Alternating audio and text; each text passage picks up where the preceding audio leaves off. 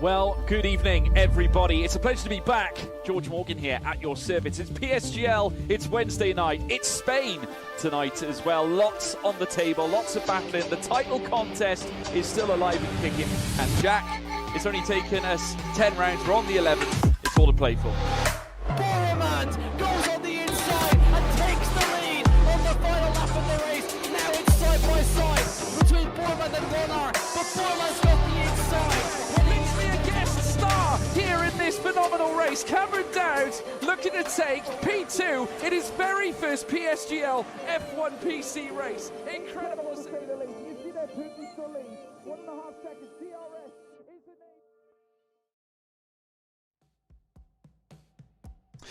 Good evening, everybody, and a warm welcome to PSGL as well. It may be the cold winter, maybe February, but still the championship is in full flight and hotting up. Jarno Opmeer very close to touching yet another title, and after yet another successive victory that has brought him to the dance, 4 wins in his last 5 races, he now has every chance of taking that said title here tonight as we go racing around Austria at the Red Bull Ring. But whilst it might not all be said and done, of course, there's a lot of permutations that need to happen before we could even consider Jarno being crowned a champ.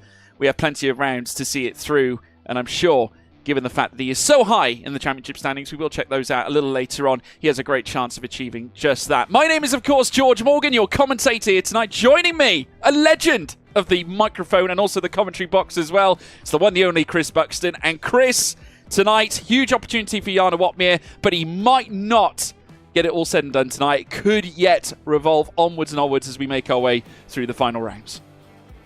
Not impossible. Yeah, good evening, everybody. It is wonderful to be back in the PSGL box. And thank you kindly for that overinflated introduction of me, good sir, Mr. Morgan. I am in your awe as I am in your shadow. But, yeah, Jarno Opmeer on an absolute charge. Three on the bounce from round 6. And seemingly an unstoppable force. Not the first time that particular sentence has been said, but right behind him, that's right behind him, comparatively speaking at least, 41 points behind him, is a very hot battle for second place. Ronnar, Butcher, Fassi, and Benham. And actually, you can just keep going down because the points gap is so close from second right the way down, well, pretty much to the single points paying positions down in 15th or so. It's so close. Any one slip up from any of those drivers could catapult somebody else way up the field. It's fascinating to see. But of course, we've got some very hot racing around the wonderful Red Bull Ring to come. Yeah, well, we've got plenty to look at for obviously looking ahead to tonight. The driver lineup is sensational. I mean, it is basically a full-on esports grid. Sauber, once again with Thomas Ronnar and Brendan Lee, a sight we've seen quite often already this season. Same could be said for Joni Tormala and Jed Norgrove, though, steps up here this time. Luke Smith, Ruben Pedreño, John Evans with a very rare appearance alongside Simon Weigang. We have Nicholas Longay and Barry Boromand, and Haas have Alfie Butcher, Ulas Ozyildirim. Not to mention further on, we have Wilson Hughes, Danny Berejne, Jarno Opmeer and Jake Benham at Mercedes, Frederick Rasmussen and Josh Edo at Red Bull, with Alvaro Carreton and Ishmael Fassi lining up for Williams. In the meantime as well, folks, before, of course, we send it straight into the qualifying session. The drivers are loading up now.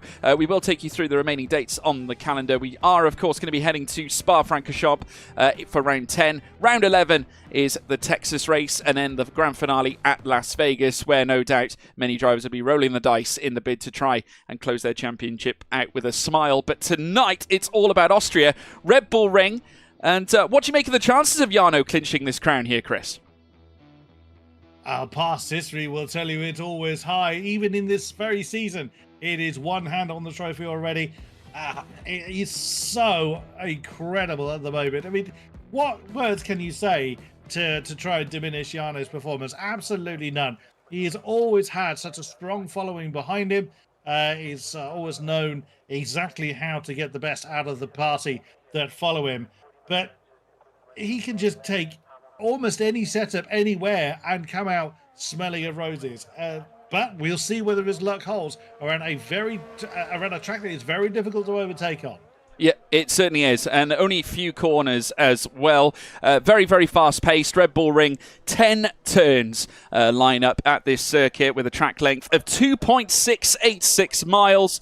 We got a 17 minutes of session left here in Q1. Luke Smith already heading out, though, for Alpine, not wasting any time whatsoever. Has been around the realms of controversy, though, lately, Luke Smith. Of course, we've seen incidents in recent weeks. I was watching some footage with Will Lewis from Williams only a couple of days ago, and a lot of contentious moments at Mexico in certain races, and then of course there was that big moment with Jake Benham back at Qatar as well.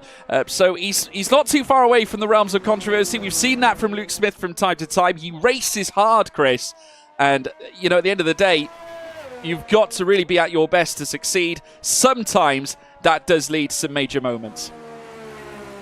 Yeah, unfortunately, Luke is not far away from the spotlight, not always in the positive way. He's been accused of one or two things in his past F1 esports career, and yeah, he's exactly as you say, to race hard, you've got to race to the absolute limit. It's not always going to go your way. It's not always going to be to the pleasure of the crowd, but that is how you need, especially in a field as so talented and so close as this group are. You've got to extract every pixel, every millimeter, every frame you can to get any advantage you can. Luke Smith is going to be the first one to get the clock running. Again, intermediate tyre runs don't tend to pay too much attention as far as the time is concerned, although it is very, very cloudy. So will we see rain in the later sessions? Only time will tell. But a lot of people come out, quite a lot of people staying in the pits, not coming out just yet. We'll see. We'll see what happens if that is going to be to their detriment. Some people choose to skip the intermediate run. So I'm keeping an eye on Luke Smith, his tail already wagging as he is coming out of the right-hander at Schlossgold. So those tyres probably pretty hot by now. So yeah, for those slightly unsure as to why they're running intermediate tyres on a dry track, pretty common in three-phase qualifying to just run up tyres you know you're not going to use to make sure that all the buttons are working, make sure your pedals are behaving themselves, and to see how the car is feeling in its initial stage. 107.1, of course, are going to come right the way down. Very short circuit, very fast laps, very hot racing to come. Yeah, absolutely right indeed. Here comes Jarno Watmere as well, heading up towards the line. Luke Smith setting the 107.128. Jarno setting the first 106 of the session and manages to surpass Luke Smith by nearly 0.3 of a second, just over 2.5 tenths at this point as well. Ruben Pedreño, also a welcome return for him as well. Brendan Lee also out on track on an outlap, but statements of intent at the very get-go here from Jarno, of course on intermediate tyres, so nothing much to look at here at this very early stage. Obviously we will be seeing many times that'll be vastly faster than these right now, because obviously not necessarily wet weather conditions, no rain actually expected through the course of Q1 so far, so just an opportunity for those on track right now just to get a bearing of the circuit, just like Brendan Lee is certainly doing, taking a very adventurous line heading up the hill towards turn 3. Very interesting indeed. That's one way to do it. Yeah, Brendan, again, another name that has been in the business a long time. And just to answer the question I spotted in chat, no, I am not related to Will Buxton. I just happen to, he's younger than me, so I pinched the surname first. So I'll leave that thought with you. No, I wish I were. But can you imagine sharing a commentary box with someone with the same name as you, Buxton and Buxton in the commentary box? That would be fantastic for me. But no, sadly, I won't get that opportunity. However, a couple more times on the board. Thomas Ronhard getting the top of the intermediate times, all three of them. We have got Joni Tormela, again another seasoned racer in F1 esports terms. He is out in the AlphaTauri. He's the only one out there on soft tyres, although one of the Astons is now breaking cover. So an earlier soft tyre run than certainly I was expecting. A lot of people still yet to get their car out on track. Simon Weigang was the Aston Martin that has chosen to break cover. In the traditional qualifying manner, we will be losing 5 from this session. One has already parked it. Nicolas Longuet is part of the Ferrari already with a quali ban. So 4 more drivers to fall before we head to Q2. Joni Tormela will be the first to set a dry time. Yeah, certainly will. Heading up through towards turn one. Interestingly to note that obviously only one driver has actually taken multiple wins at this track. I again allude to Barry Burremand, who historically has only laid claim to more than one victory here. Jarno has been a previous victor here in the past, and has also taken a P2 for his troubles back in season 27, the very first season we ran the PC Championship. That was, of course, when Barry did have the upper hand, as we always remembered Barry Burremand coming out of the blocks very quickly at the start of a campaign. But it was generally towards the end of the season when Barry would unfortunately lose the pace we would initially see at the very start. Jarno eventually taking the crown back then, as now Joni Tormala sets the purple second sector to add to the purple first that he's already mustered together. He's the only driver currently out setting a representative lap time on soft compound of tyres as he now heads through towards the final corner at Red Bull Mobile Curve, heading up towards the line now, and surely will surpass Thomas Ronhaar, and does so in easy style. 103.449. No doubt we will see faster again, but already now great to see the soft tyres making their first appearance, Chris. Yeah, absolutely so. The track almost devoid of action at the moment. Simon Weigang has started his time. He's burnt up already a third of his batteries. He's coming up to the heavy braking zone at Remus. Takes the purple for sector one. Again, these will not be the best times we see throughout the session. It looks like all 19 remaining cars have got the soft tyres on. Good to see. Into Schlossgau. It's going to be one of the most favourable overtaking opportunities other than Remus that we will see in the course of the night. Now into Roush. So we start to descend down the hill, keep the car balanced. We now have just a slight flick and a control of the throttle through Firth, and then towards Rindt and Red Bull Mobile Corner. The last couple of turns, many a virtual lap has been binned by going too hot through Rindt, but Simon Weigang, the German driver, knows how to handle the Aston Martin. That's a 103.278 on the board. It won't be long before we're into the 102s. Yeah, absolutely right. We've got Ulas Azildrim out on an outlap as well. Great time for Simon Weigang. 2 purple sectors, Sector 2 and Sector 3. A 103.278 to go to the top and clear of the AlphaTauri of Joni Tormala by 0.171 of a second. So fine in terms of the margins between those on the softs already. Of course, only the top 2 have yet to set them so far. In third place, Thomas Ronhaar. In third, we then have Jarno Opmeer down in fourth now with Luke Smith in fifth. Important to note, though, that Jarno Opmeer, as well as Thomas Ronhaar, Luke Smith, have all set times on those intermediate compound of tyres. Both Hasses now out and about. Alfie Butcher has been really impressive in recent times, has given certainly many great results to the Haas team, and we hark back to races such as Silverstone. He had his chance as well last time out when we went racing, where Jarno would go ahead to take the crown. He gave it everything, but unfortunately eventually got beaten. Of course, Butcher was leading up until the final lap. It was a grandstand finish for Jarno, who had not yet won the Brazilian race here at PSGL. So to win it for the first time and put yourself in a position where you're going to win the championship potentially here at Austria is quite a big deal. But I would also argue that it's a big deal when Alfie Butcher's so young in terms of himself and also his career in F1 esports. The fact that now he is making a huge statement despite just coming out of F1 esports challenges, becoming its resident champion as well to boot. He is simply a huge talent, and I can't wait to see how certainly how he goes in future seasons to come, because without any shadow of a doubt, he's one of the best in the world right now. Right there with you, George. He has been such a talent since he entered F1 sim racing. Even I think he entered league racing at a very high standard to begin with, and there it is. It always happens, doesn't it? The ever-present 5-place penalty. This is the track I expected the most because it is so difficult to get any space.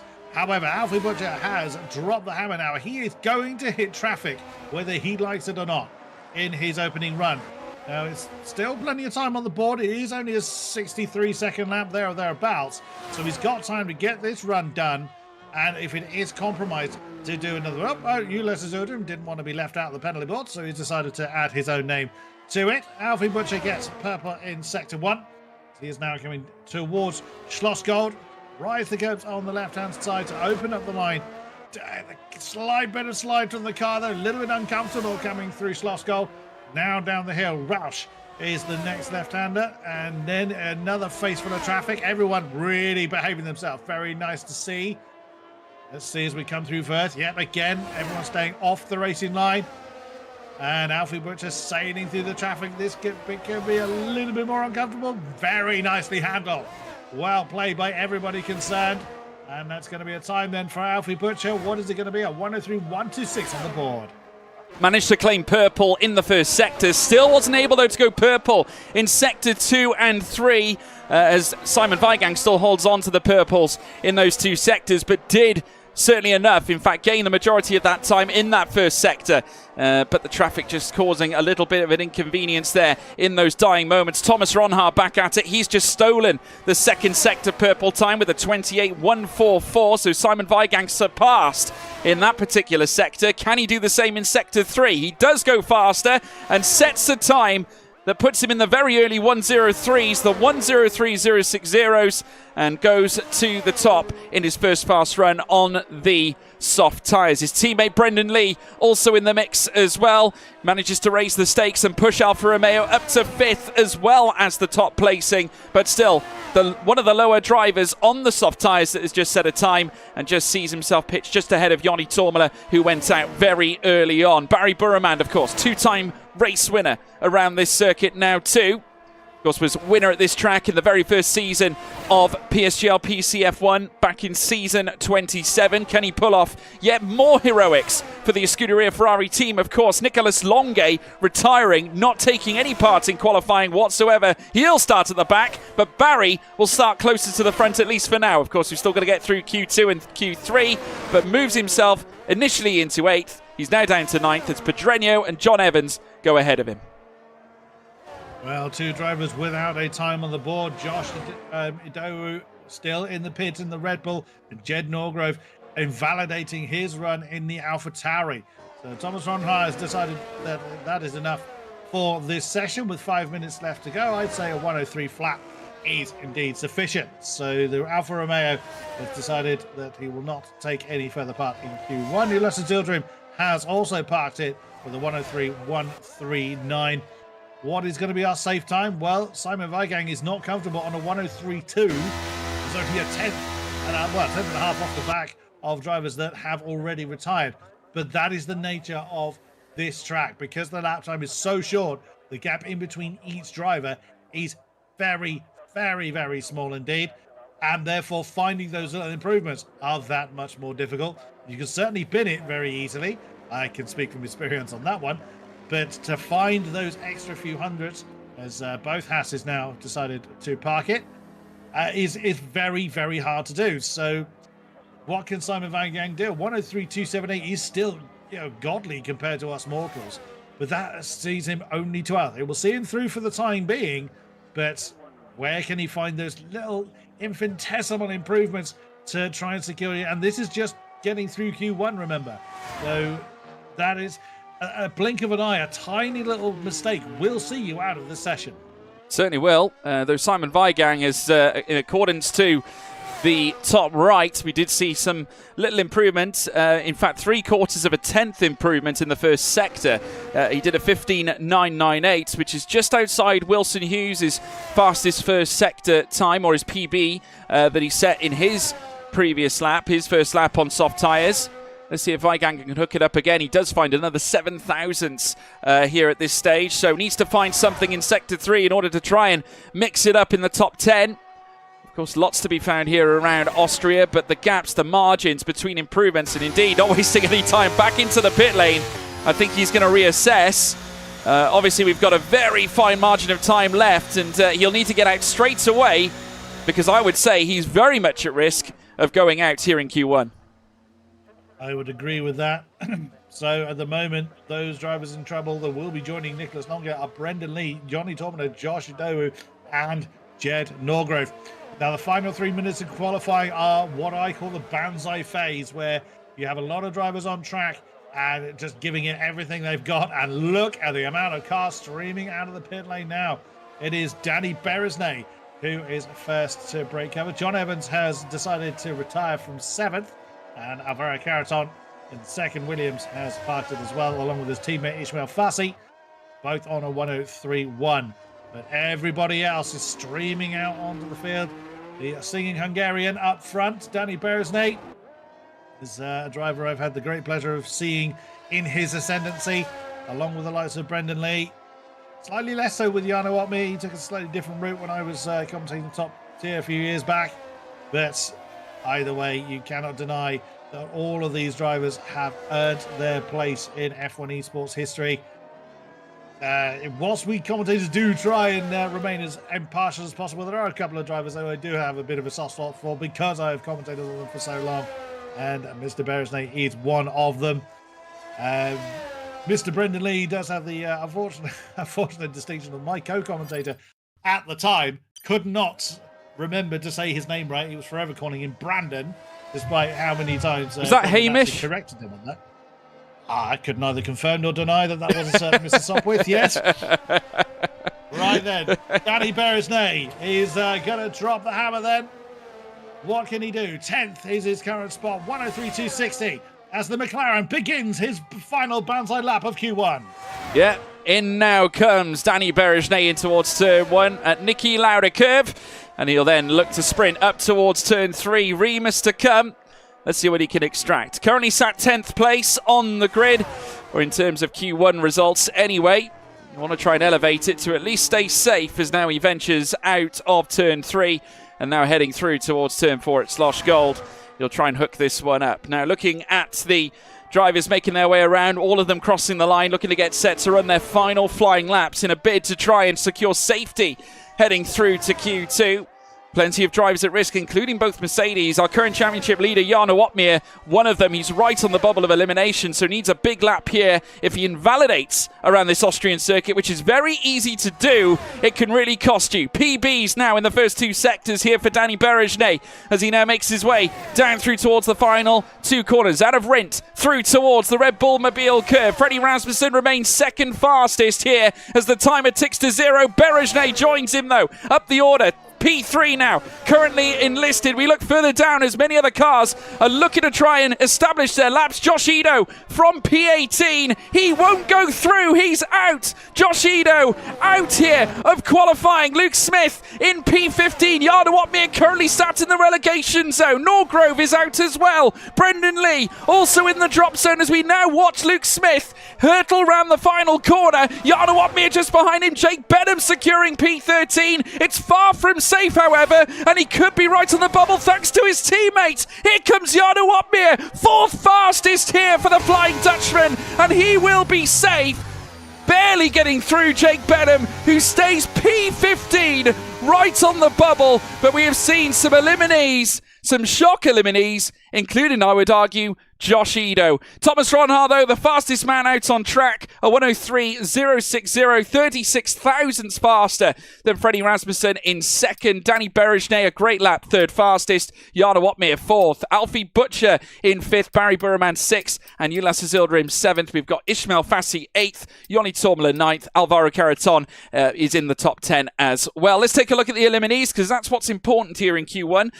We got Simon Weigang, Brendan Lee, a massive shock, Josh Ido, Jed Norgrove and Nicholas Longuet, who retired at the very start of the session. But some major shocks to see Josh Ido and Brendan Lee going out this very early stage. You can argue as well, Jed Norgrove, a bit of a surprise package there as well, Chris, given the fact that his form in the very first round of F1 Esports was stellar. And then at the same time, Brendan Lee, you just don't expect it from these raw talents. No, indeed, but even the greats aren't immune to mistakes, as Brendan Lee actually invalidated his run coming out of Rindt curve. You said earlier, George, that it is very easy to invalidate your lap here, and that is the easiest place to do it. You're at absolute full crank. You're loading up the tyres as much as they dare, which, again, you've got to do. It was just over 0.2 of a second between pole and out in that section, and it's going to get tighter than that as the sessions continue. 15 minutes now remain on the clock, 14 and a half now if you're picky, and pretty much certainly half the field have now decided to get out there and get on with it. We're not seeing a big amount of dead air as we saw in Q1. A lot of the field now choosing to get on with their setups now. They really mean business as we lose another 5 at the end of the session.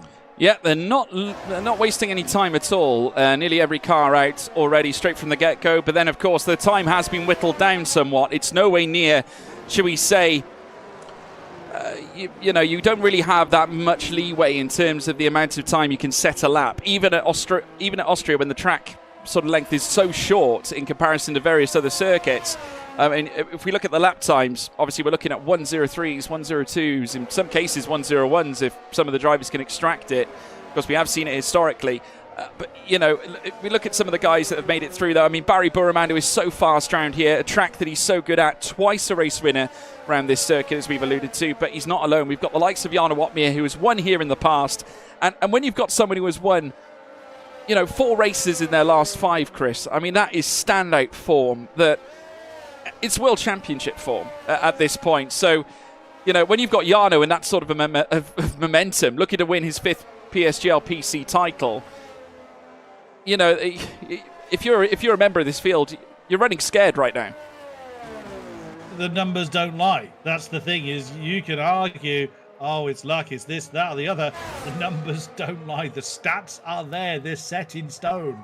Like it or not, you know, Jarno has been an absolute monumental charge. Were it not for a bad run in Spain, that could potentially be 5 wins on the bounce and could have already sealed it with 4 rounds remaining. But, you know, we will see. There is still plenty of laps to unfold for that to take place. Jarno Watmir is going to be the first to set a time in this session, as he's just running through. Oh, go on. Yeah, just ran a little wide heading out of Slosh Gold, got on the curb a little bit too much. Now, I'm not sure whether that will have cost him much, but it didn't look like the easiest of moments heading through Slosh Gold. Whilst, of course, he does hold the purple for second sector, you would expect that given the fact that he is the runner highest up the field. He still hasn't had it stolen off him, so I don't think it perturbed him all that much. Danny Berejnay with the fastest first sector right now as Jarno Watmir goes to the top, as you'd expect. Berejnay, no doubt, will join him as he makes his way out of the final corner. 59 in Sector 1, 28.2 in Sector 2, and enough to secure purple in the third sector with an 18.9, but not enough to stop Jarno, despite setting 2 purple sectors. So a decent run from him. Ruben Pedreño and Freddie Rasmussen also out on track. Freddie, who of course went second fastest at the top end of the order in Q1, will be looking to try and do the same again this time. You can just see how close he was to the limits heading through the final bend, and now coming up towards the line, only enough for 10th fastest, so a mistake on his lap no less, Chris. Very true. Small cars to complete the lap. Alvaro Caraton invalidated his lap, as did John Evans. Here comes Jonas Torbala, another driver who I've enjoyed the commentary company of for a number of years now. He is only a 103.4, as is Luke Smith. Those 103.4s will be set on used tyres almost certainly. You don't see the intermediates come out for anything other than Q1, as people tend to run the scrub tyres for their first runs in Q2. Although if that's a scrub run from Jarno Watmir, then everyone might as well just uninstall now, frankly. That would be unreal if that was the case. But Jarno Watmir coming out batting high straight away.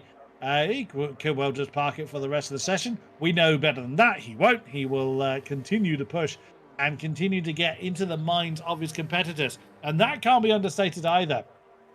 Having 3 wins on the bounce and leading the championship by quite a comfortable margin will have an effect on the mental approach these drivers will have to this race.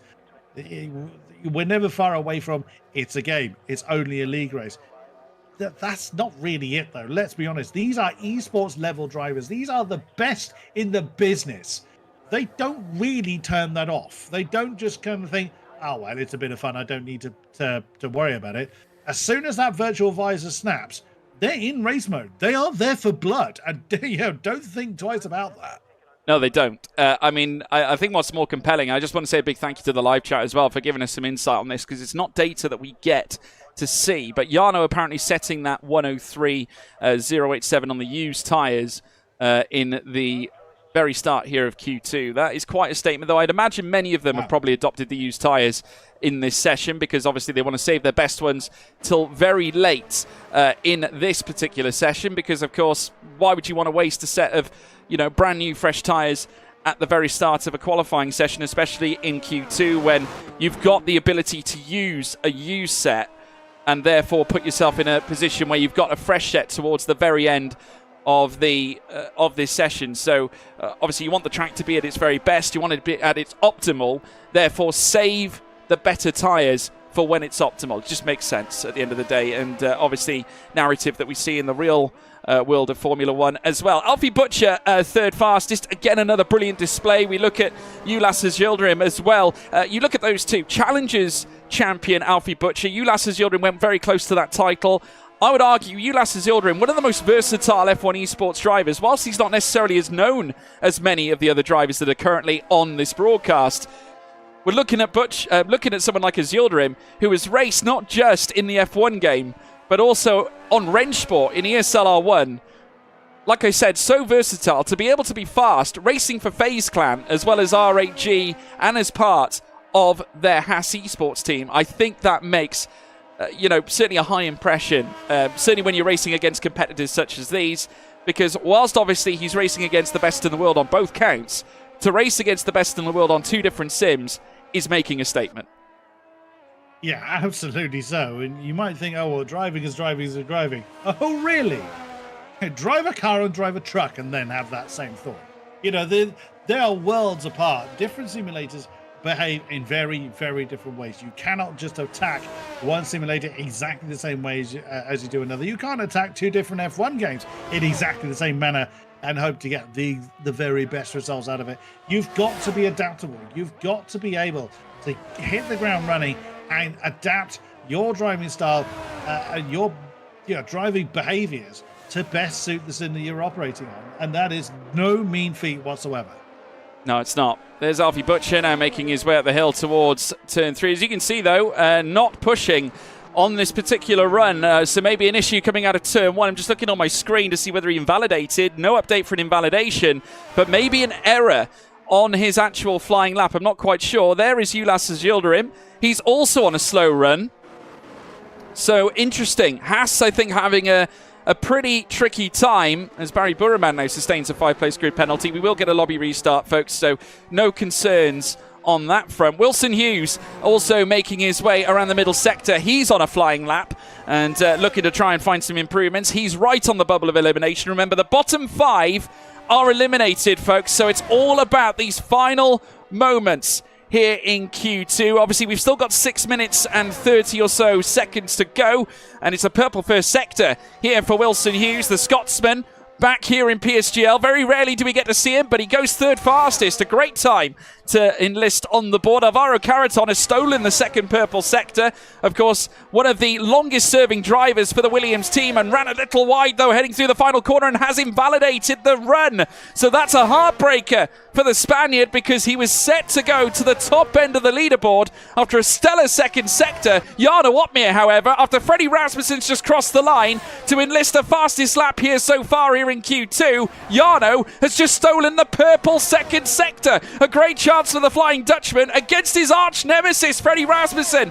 Several times he has finished runner-up in F1 esports, and Jarno's reminding him that he's a former champion and has just gone fastest here with a 1:02.899 with his teammate Jake Benham joining him. But look at Ismail Fassi, the new blood comes in and he goes second fastest for the artist.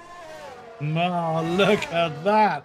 Fantastic stuff. We're not even into the final few minutes of qualifying and already getting that kind of rapid fire your laps coming in. Yeah, Alvaro Caraton, I was riding with him as his lap just came to an end, and it was by the merest of margin, as it always is. Well, let me just say, Ulas's Yildirim, we were just praising Jarno's 1:02.899. Ulas's Yildirim, we were just bigging up his versatility as a sim racing driver.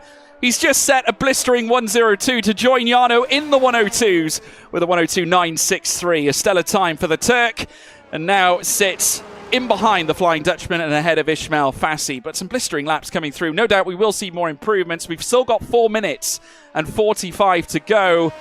So it's not all over yet. And let me just say, Thomas Ronhart, he's going to join the party as well, second fastest. So that is 3 1:02s in the top 3.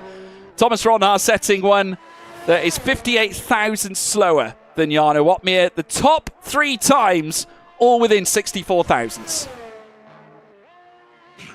Wow. A literal blink of an eye between, what, first and 4th at this rate. Blink of an eye again separates another 4 cars. That is how close a 10th of a second is. Nothing surprises me anymore, Chris. Nothing. It shouldn't surprise me, but every single time I see it, I am still stunned as to...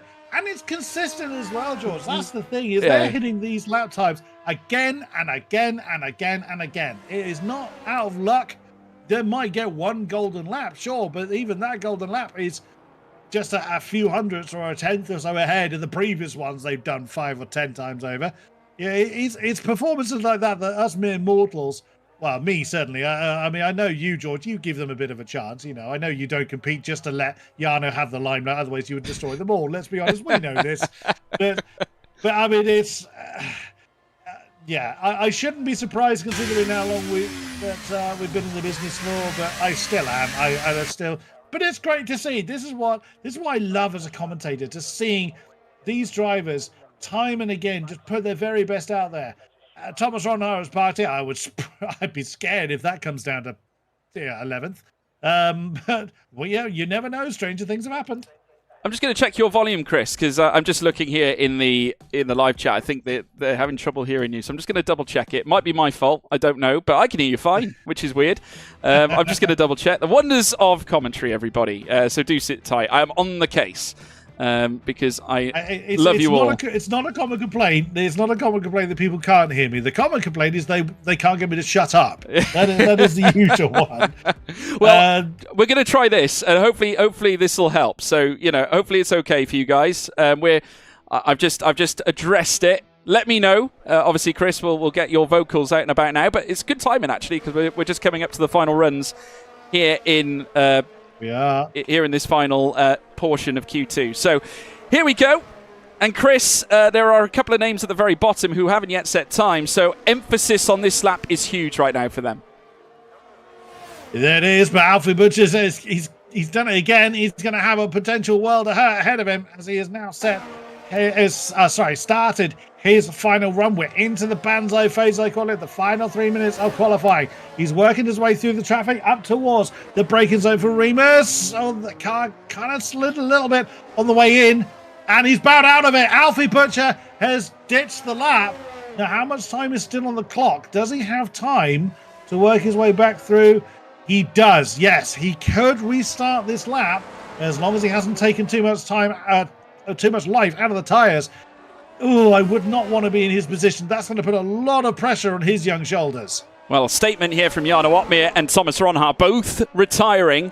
So they're happy with how it looks. Big shout out to Dave Fellows as well. Thank you so much for the confirmation. I hope that's okay for everybody at home as well. Obviously, any issues, let us know and we'll sort it out. But nevertheless, everyone now out and about on track who is still remaining in this session. Jarno Opmeer and Ronhaar decisively now retiring and suggesting that they are more than happy with the laps that they've enlisted, and for good reason as well. A stellar 102 from both of them. Ulas Yildirim, though, not taking any chances whatsoever. Despite setting a 102, he's heading out for another one, Chris. That he is, and up towards Remus he comes. Now, this is where it kind of undid itself for his teammate, Alfie Butcher, who finds himself in the drop zone at the moment. And it's a purple sector 1 for Ulas Yildirim as he immediately goes over to the right-hand side to try and straight line this run towards the braking zone for Schloss Gold as much as he can. Bit of a lock-up coming into the apex, but he's pushing on nonetheless. Currently third with the 102.963. Potentially doesn't have to find too much to stay there. It's easy for me to say. It's a very different matter when you're out there, because you don't know how the track is going to continue to rubber. You don't know what everyone else still has in their pocket. Up towards Rintz, the last couple of turns. We've seen laps invalidate here. This is where Brendan Lee's Q1 effort came to rest. No such trouble for Ulas Yildirim. What does the Turk get on the board? It's the top spot with a 102.862. Beresnay with a 102.981. Now the laps are coming in. Yonin Tumler is out with a 103.270. He will start no higher than 12th. What about the second house? Alfie Butcher, 103.004, pushes Wilson Hughes into trouble. Next comes the Aston Martin. John Hughes cannot get out of the drop zone. He is out. He will start no higher than 11th. Who else is over the line? I think it was Alvaro Caraton. He's up into 9th. Freddie Rasmussen up into 5th. And that was one of the McLarens. That was Wilson Hughes. He's out. He can't do any more, so the only one that can improve is Pedreno. He was invalid. He was invalidated, I beg your pardon. So your bottom ones are set. Yes, because Luke Smith has also invalidated his lap. So we will lose Smith, Evans, Hughes, Tormala, and Pedreno. Absolutely incredible stuff. Ulas Azorin pulling together a sensational second sector that went purple with a 28.099 for a blistering 102.862 as well. Yet he improved on his already impressive 102. The top 5 all setting those times as well. The top 3 all within 95,000. Jarno Opmeer didn't really move a muscle from the top 2, did he? Only dropped from first down to second. Let's take a look though at the eliminees, because that is what we need to look at. Luke Smith will not be heading through to Q3. Neither will John Evans or Wilson Hughes. Surprise indeed on that account, because of course one of the trailblazers at McLaren, Yoni Tormala, and Ruben Pedreno evicting the Alpine as well. Just another note as well, incredible to see as well. In the bottom 5, only one driver could enlist one final valid lap time. The others all invalidated towards the end of that session, which is very much a surprise. Maybe it shouldn't be though here around Austria. I'm not quite sure. But we've still got Q3 now, folks, and this is the time for the pole shootout. The top 10 will now fight it out to decide who will take pole position here for this Austrian race. We want to hear from you. Let us know who you think is going to take it. Chris, I'm going to ask you, who's going to take this one?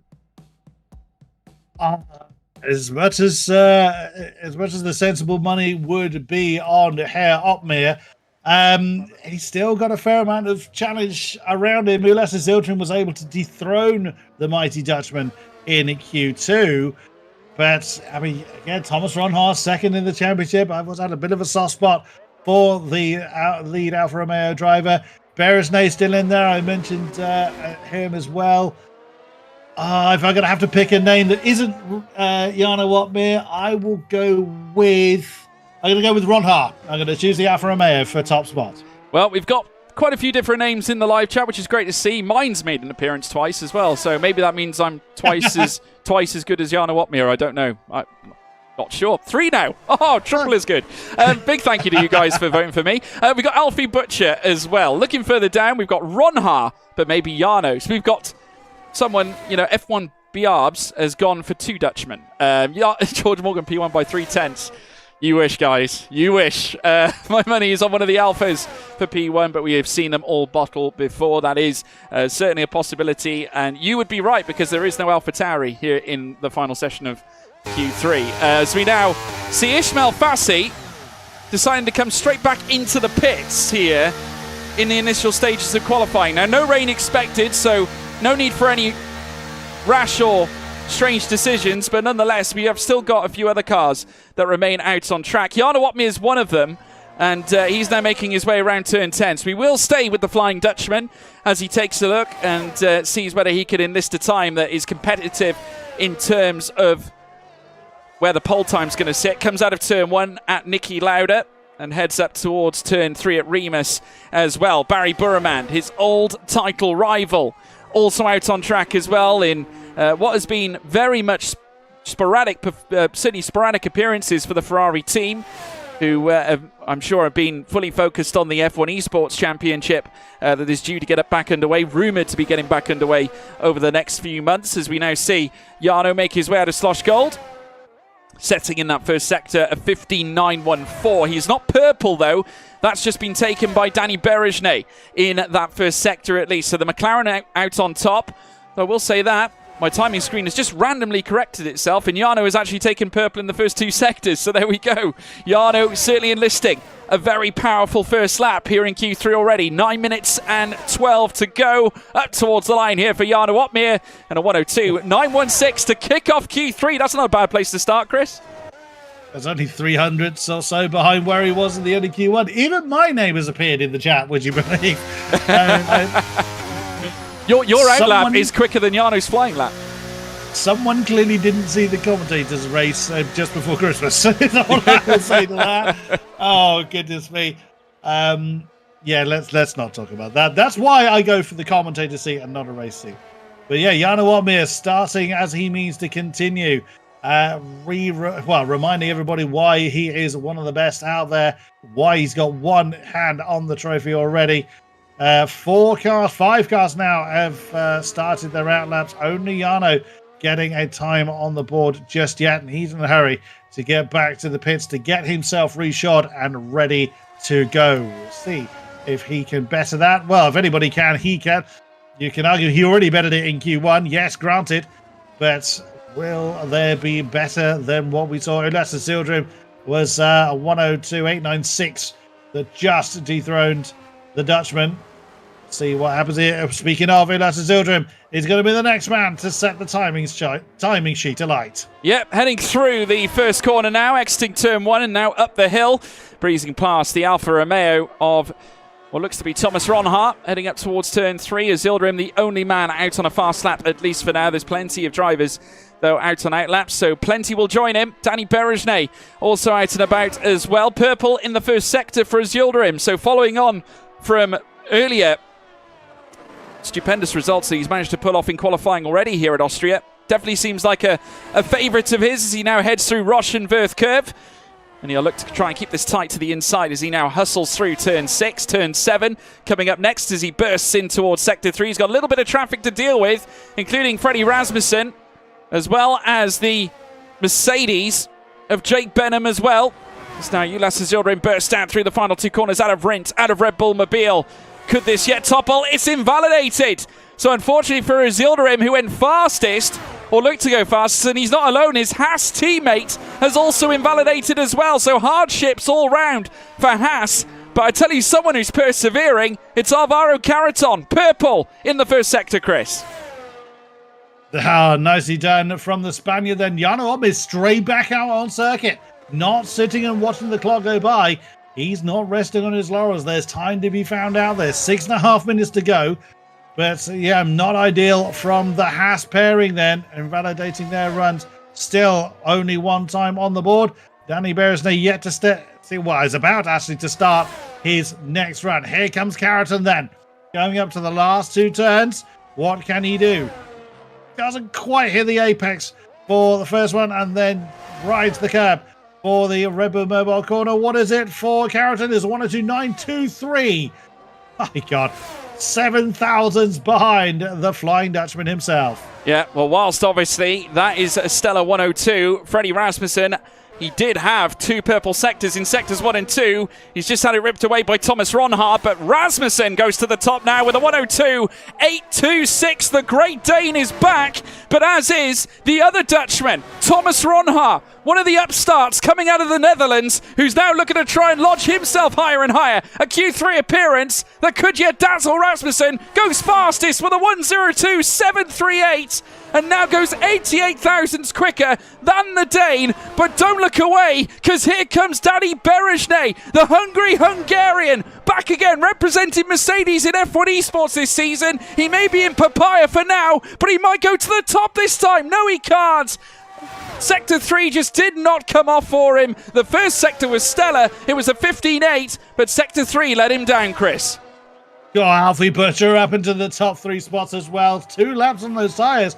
102.865 sees him ahead of Ismail Fassi. That opening gambit from Jarno Opmeer has put him down into 5th place. But is the champion-elect, the multiple champion previously, is he going to climb to the top through the final turn? What's he got under the hood? Improvement in time up into 4th, a 102.866.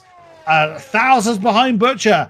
Well, has he got that extra? I mean, finding a 10th here on such a short lap is no mean feat. Thomas Ronhart, meaning business. Certainly is. Tell you, someone who's having a tough time right now is twice race winner on this track, Barry Burmand, yet to enlist a time that could even tickle an improvement from P9, and really struggled on that previous lap. Ended up finishing it early as well.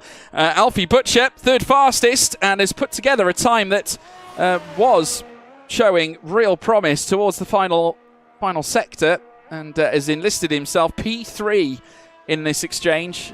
Just going from where we were in Q2, we are now in a situation where everybody in the top 7 has set a time in the 102s in the initial. Further down though, 2 cars yet to set valid lap times. Barry Burmand and Ulas Zildarim, and it looks like they're going to have to leave their very best till last, Chris. The pressure is on. That's the thing. We haven't seen the best of it yet. So already we're seeing the 107s. Could we see the 160s start to creep in? Chad, make it known who you're here to support. We know there's a lot of support out there for all of our drivers. So make it known, make it loud. Who are you here to see? Who is going to climb to the top? My vote was Thomas Ronhar. Who is going to claim it, chat? We only have a few more minutes to find. I can't get any of my words out at all. We only have a few more minutes to find out. Yeah, no need for boats here at the moment. No rain expected here in Q3, so we're okay. Let me know in the live chat, everybody. Let Chris know as well. We want to hear from you. Who is going to take pole? I'm seeing Danny's, I'm seeing Jarno's, Berejne, Latifi as well. Incredible. Yeah, keep them coming, folks. We want to hear from you. Butcher, Freddie as well. Ulas even getting a head tip. We've got Jarno Opmeer. Keep them coming, guys. We want to hear from you. And let us know who you think is going to take pole. It's going to be tight. Up at the front end, you've got Thomas Ronhart and Freddie Rasmussen, which is certainly a very stellar front end. Of course, you've got Thomas Ronhart, who's managed to, considerably put together 2 fastest sectors in Sector 2 and 3. You've also got Rasmussen, who's managed to put together a purple first sector. Incidentally, Chris, if you want something truly intriguing, Danny Berejne matched to the 1,000th Freddie Rasmussen's first sector time. So they both share purple first sectors, which is truly unbelievable. Wow. We've got Opmeer in the chat. We've got Ulas. Many people saying Ulas has got a chance. I'm telling you now, I would not be surprised to see him do it, but it's a lot to ask as a final lap, Chris. Very true. Apparently, I'm on for pole, and not the kind of pole that we're thinking of. Let's move that one on very quickly. Ulas Zildjian then with some of the popular vote. He's about to start his final run. I'm going to ride on board with the Haas driver. He is coming down towards Red Bull. Just catching the apex. I looked a little cautious to me, but we'll see if that pays dividends for him. He has no time on the board. It is all or nine. Can't say all or nothing. Do or die. Feast or famine for the Turkish driver. What can he do? Up the hill towards Remus. Hugs that left-hand side, straddles the curb to open up that very tight, very slow corner. Purple Sector 1 for the Haas. What can he do? He's got another 2 sectors to go. To the left-hand side, straddles the red and whites once more, catches the apex nicely, keeps the car stable. The tiny bit of wheel spin on the exit of Schloss Gold. Is that going to come with an invoice? We will see. Through Roush. Get the car over to the right-hand side. Don't flirt with the gravel. And now Verth down only 1 gear and hard on the gas once more. Is it Purple Sector 2? I actually completely missed it. I was watching where the line was going. Throws it into the penultimate corner and hugs on inside, locking the tail cut away from him very slightly.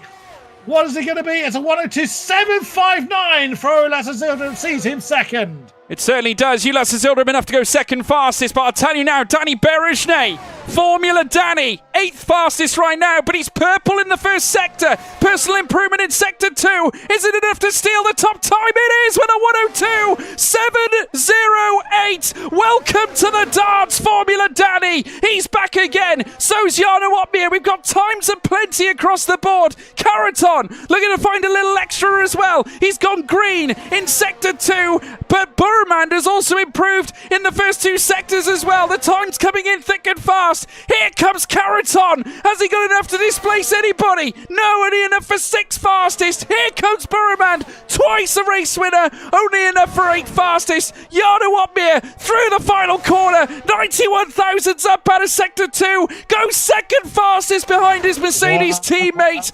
Unbelievable. Danny Berejne, fastest here in Q3. Thomas Ronhard's span coming out of the final corner. Whether he wasn't an improvement or not, we will never know. But look at that. 6 drivers in the 102.7s. 6 drivers in a literal blink of an eye, ladies and gentlemen, to round out a fascinating Q3. But it is the singing Hungarian, Danny Berejne, taking that top spot. Take a bow. Well, they call him Formula Danny. They have done since the glory days of AOR, where he would be a reigning champion there considerably over many times. And not only that, lay claim to a winning teams championship in F1 Esports too. His absolute resilience as a talent. He had the formula, didn't he, folks, to take pole here at Austria, and now sees himself contesting for a race win here once again in PSGL this season. He is your fastest man on track by a mere 13 thousandths ahead of his Dutch teammate Jarno Opmeer, who finishes second for the Mercedes outfit, with Thomas Ronhaar making it a Dutch 2 and 3. Ulas Yildirim, the impressive tenacious Turk, in fourth. We've got Ismail Fassi in fifth, Alfie Butcher in sixth, Frederick Rasmussen in seventh place, then Alvaro Caraton eighth, Barry Burman in ninth. The all-star Jake Benham lines up 10th fastest. But what a sensational session indeed. Plenty to watch, plenty to see. In the meantime, folks, sit tight. We're going to take a quick commercial break. We'll be right back shortly.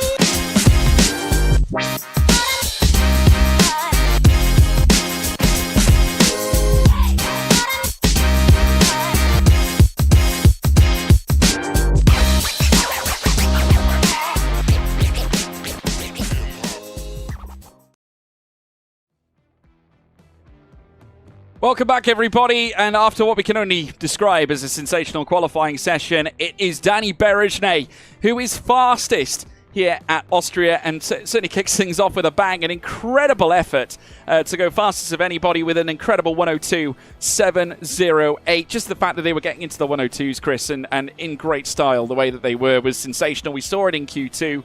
Q3 stepped it up yet another level. Only one car didn't manage to get into the 102s, and that was Jake Benham, and that was only due to an invalidation coming through the first sector, which obviously went against him. He would have had an opportunity to join the other drivers in that time scale, but I mean, I just want to look at the top six because they were all within a tenth of a second. They were all within 88 thousandths, but let me just say, what a performance from Danny Berejnay, a race winner already this season and has all the credentials to be a race winner here tonight.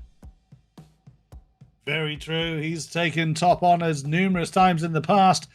But yeah, this is a real show that Danny's still got it. He can still put out those lap times when he needs to. But he's in a very unforgettable position on the front row, yes. But it's a very unenviable spot being right alongside Jarno Opmeer. It is. I mean, he's going to find it tough. And we all know what the run-up to Turn 1 looks like. I mean, when we talk about Austria, talk about Red Bull Ring, Niki Lauda curve is relentless because not only have you got the idea of going too wide through a corner, which, you know, many, you know, don't like, especially heading through a 90-degree or so corner. Obviously, it's a little more open than that. But you've got raised curbs, the sausage curb to the inside, which can obviously displace you, can unsettle the car, the balance. You know, we all know what that is capable of, especially in single-seaters, let alone anything else like GT3 or anything like that. But then, of course, you've got such a narrow run heading up through towards Turn 3, which only really opens up as soon as you head through Turn 2, which is essentially not a corner. But, you know, at the end of the day, it's opportunities are plenty. It's a circuit that offers plenty in the DRS zones as well, especially coming out of Turn 3 through towards Slosh Gold. I mean, you wherever you are in the top 10, you've got a chance. Very true, but it is in a field such as this. Yeah, this isn't your public lobby chaos. These are the very best in the business. To force that mistake, to keep that pressure on, it takes something that we mere mortals can never dream of. It takes that talent, that determination, just hang on in there and keep forcing the issue until that mistake, whether it even does present itself. Dealing with that kind of pressure, I know I was pretty hopeless at dealing with. So if I knew there was somebody buzzing around my rearview mirrors, I'd spend far too much time concentrating on what they were doing. These guys know better than that. They know what they're capable of. They know what their opponents are capable of. I mean, how many times have we seen these names all cross swords in the same lobby? Many, many times over the years. It still gets better every time we see them. Yeah, no, it does. It's sensational, really. I mean, we look at some of the names that are in amongst this grid. I mean, this is probably one of the strongest grids we'll see this season, given the fact that all of them are current F1 esports heavyweights. I mean, we look at some of the champions as well. I mean, Jarno has done it many times in PSGL. Of course, many times does the PSGL champion go on to become the F1 esports champion. We've seen it with Jarno Otmir. We've seen it with obviously Lucas Blakely as well, who went on to take the crown. We've got a champion here in Brendan Lee, who was the OG champion back in 2017, and then many others that are touting champions. I mean, we look at Thomas Ronhar, who brought a lot to the dance over the last couple of years. We look at some new names, Ismail Fassi, who has risen seemingly from being part of the F2 championship rush after he took on Will Lewis but was unsuccessful. We've got others as well. Danny Berejne, arguably one of the best drivers never to win a title, much like Freddie Rasmussen as well, who has been the bridesmaid, never the bride on many occasions. I think obviously 5 times runner-up in F1 esports, which has got to be one of the most stellar records, I think, in F1 esports history, but also at the same time the most unluckiest. Gotta hurt, isn't it? Freddie Rasmussen, he was always the biggest challenger, initially to Brendan, and then to the likes of Tonzilla. I know where he's gone. He's gone to do GT racing still. Yeah. He has indeed, and I cannot tell you how many times I screamed at the commentator that kept saying Tonzilla, but all fair play to David Tonizza that actually took that on board. Fair play to him. But, an Italian winning for Ferrari. I mean, what an honour that must have been for him was it 19, I think that was. But, yeah, Rasmussen has always been there. He's always been fighting towards the top. And when Brendan sadly had his bit of a fall from that top step, Rasmussen didn't. He maintained. He just adapted to the next game and pushed on and pushed on and pushed on. It's almost like, I don't want to say, but he's almost like he deserves the championship for being that determined. But then he's not going to get it out of sympathy, is he? When is anyone going to pull over and say, "Oh, go on, then you deserve it this year"? Forget it. You're never going to see that in these guys. But I can't wait. You could almost kind of pull a name out of the hat for the win with the race being this close. Well, I mean, if you actually look at some of the other names, I mean, you won't get any sympathy from any of this lot. I can tell you that now, because obviously they all want to win. But naturally, you look at some of the upstarts we've got coming through. I mean, Josh Edo now, who has been pushed into that Red Bull seat after his stellar time at AlphaTauri. I mean, we look at his grand entrance with McLaren Shadow back in recent seasons, and then moving to the obviously to the Red Bull fraternity with AlphaTauri, being successful again, taking pole back at Abu Dhabi, which I actually predicted live on the show on Sky Sports. If you ever tuned in, be sure to. But yeah, incredible. And now he's got a chance at the main seat. Obviously, others to look at as well. I alluded to Ismail Fassi. If he can carry forward that same potential, the same prowess that he had in F2, which he has shown throughout the course of this season, has followed the similar strategies that Jarno has put together and has very nearly carried the same results as well. Just needs that little something extra to try and garner a positive result, but has been on the precipice time and time again. I'm also looking at Alfie Butcher, someone who could potentially even win this race, still yet to win one this season, but has taken podiums this season as well, and has been knocking on that door, Chris. And you can argue and say that he's been unlucky this season. Yeah, he hasn't taken a win, but still third, only by 2 points. Though, again, the numbers don't lie. Consistency is absolutely king. You can be the fastest guy out there, but if you're binning it every other lap, you're no good to anyone. And this is where Alfie is epitomising consistency. He had a bit of a rough start to the season. He was out of the points in Portugal. Didn't finish in Italy. He was only 9th at Silverstone. But since then, his lowest finish has been 6th.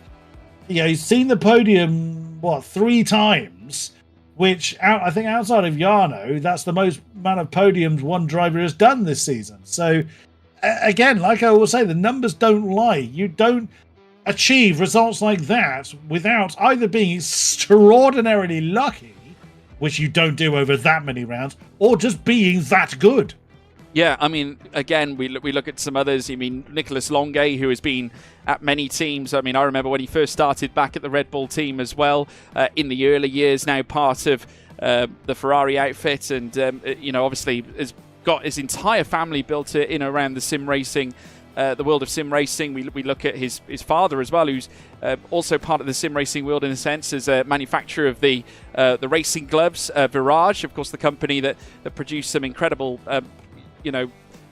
sim racing wear, and Nicholas Longuet very much brought up in that world as well, and has now rightfully got a spot at Ferrari alongside Barry Burman, which is a very formidable pairing. I mean, you look at the grid in this era, Chris, and when we take another look at the lineups here, because of course they are sensational. Let's just remind you guys of what tonight looks like. I mean, without a doubt, the strongest grid we have seen so far this season. And if you look at any partnership in any team, obviously there is some differences in places, but without any doubt, the strongest we have seen throughout F1 Esports entirety and PSGL entirety. Yeah, it is. You could barely separate these drivers, but with anything more than a credit card, it is absolutely amazing. But yeah, okay, between some drivers, you have got a bit of a gap. Sometimes the results don't always belie just how good these guys are. Luck has always got a bit of a part to it. Yes, very, very true. But as far as raw talent is concerned, as far as determination and sheer will, yeah, you need look no further than this grid. It is absolutely amazing.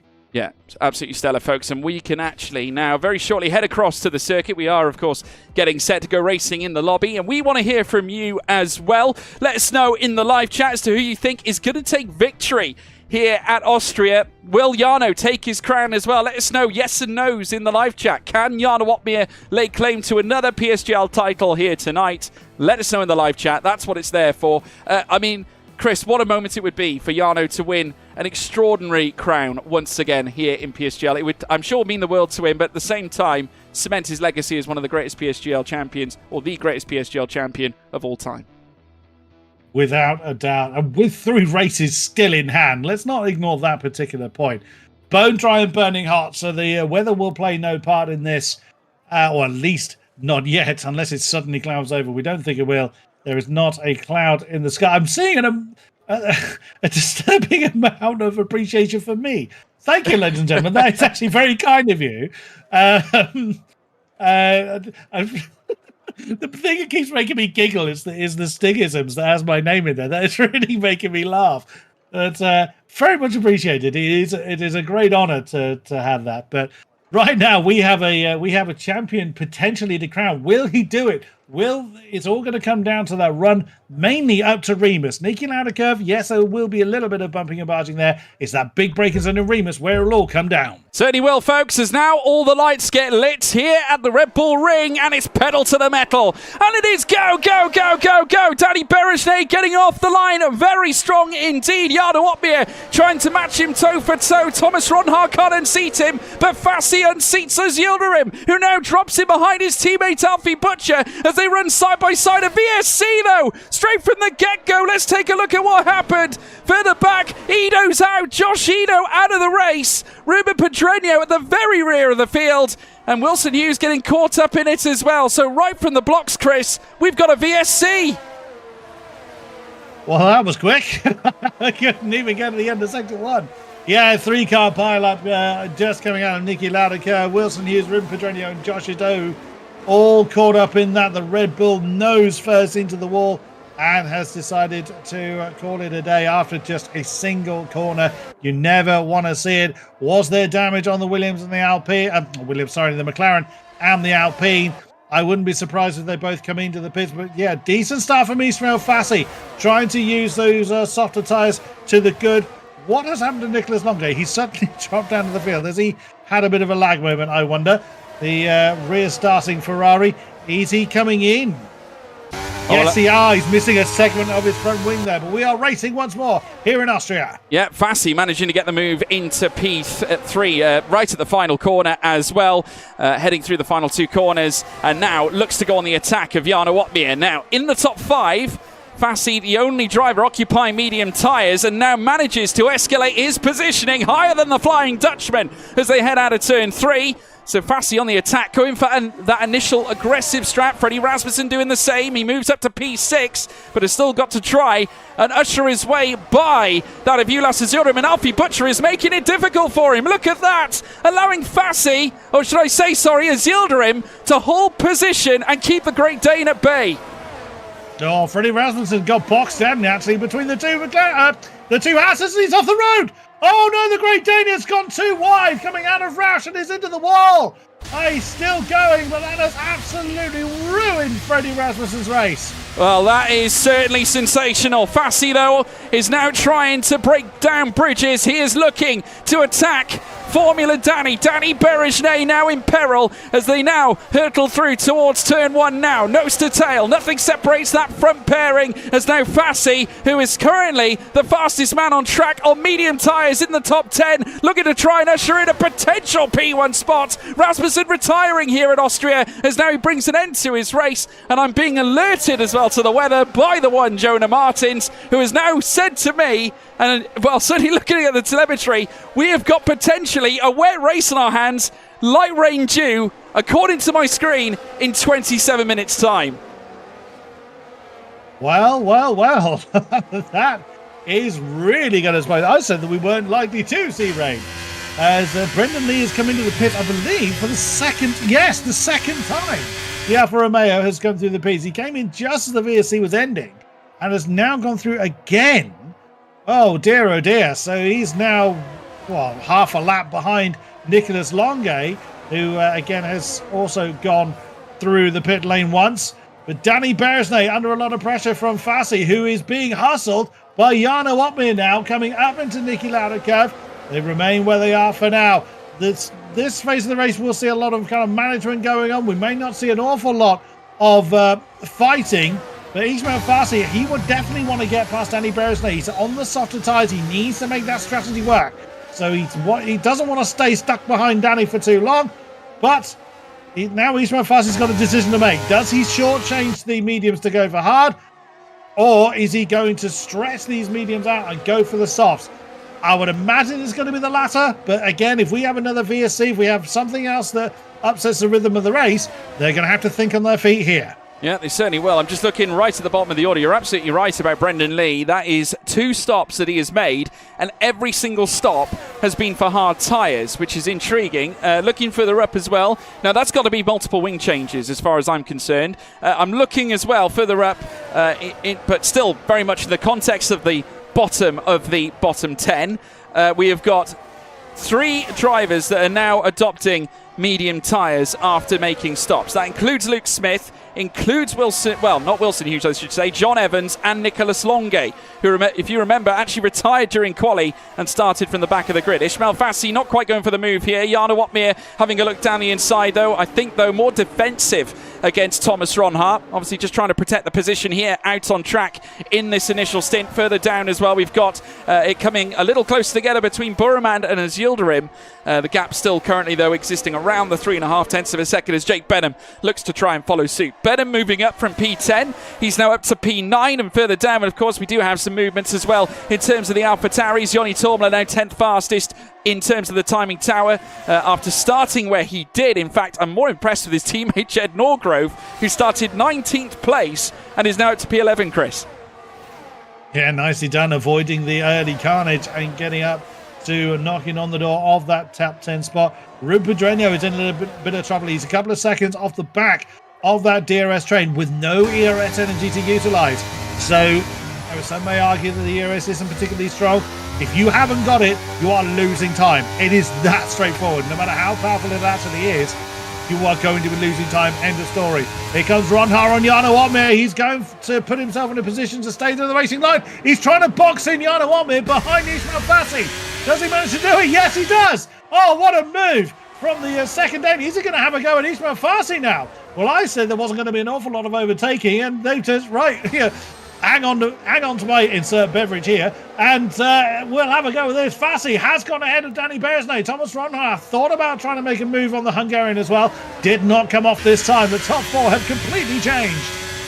Well, I'm just looking at here now, coming through the double left-handers out of the Roche and Wirth curve. Thomas Ronhaar, third place now, and has jumped ahead of fellow Dutch compatriot Jarno Opmeer. Chasing down after Danny Beresnay. Ismail Fassi, though, managing to take the lead of the race and needed to, really, on his medium tyres to make the strategy work. But let's not forget the wet weather due to come down later on, as we now see Fassi head through in towards turn one. With Thomas Ronhaar currently sitting in third, if he stays around this positioning, it doesn't matter if Jarno Opmeer wins, because, of course, he needs Thomas Ronhaar to finish lower down the order to lay claim to that championship as well. Not to mention Fassi further up the order, preventing that from happening too, as Barry Burman now launches on the attack, brushes past Ulas Azilrim, the Ferrari powertrains coming together this time around. Of course, the Haas, though, at this time, with the momentum coming out of turn three, they make a little bit of contact, wing to tail, as they head through Slosh Goal, but Burman unable to topple Ulas Azilrim, who's done a great job of keeping him in behind. Certainly has. Now the drivers settling a bit more into their rhythms once again. Ismail Fassi, about half a second or so between himself and Beresnay, who doesn't have that same luxury. Back to Thomas Ronhaar. Now, what will the Alfa Romeo Dutchman do? Is he going to try and attack? Well, not coming down to Red Bull, he won't. DRS open once again, just keeping themselves in touch, keeping the battery nice and high for when the pit stops take place, and then they will push any of these floods off. And rounds out, away we go. Here comes Beresnay. Is he going to try and leapfrog Ismail Fassi? No, he backs out of it. He doesn't want to try and make the move. He certainly doesn't want to make the move up into Remus. If he was going to make the move, it'll be along this straight here, so that the counter-attack then doesn't retake that position on the way to Schlossgold. But you can just see by the body language of the car, Danny Beresnay's not trying to push. He's not trying to force the move. Now's not the time to do it.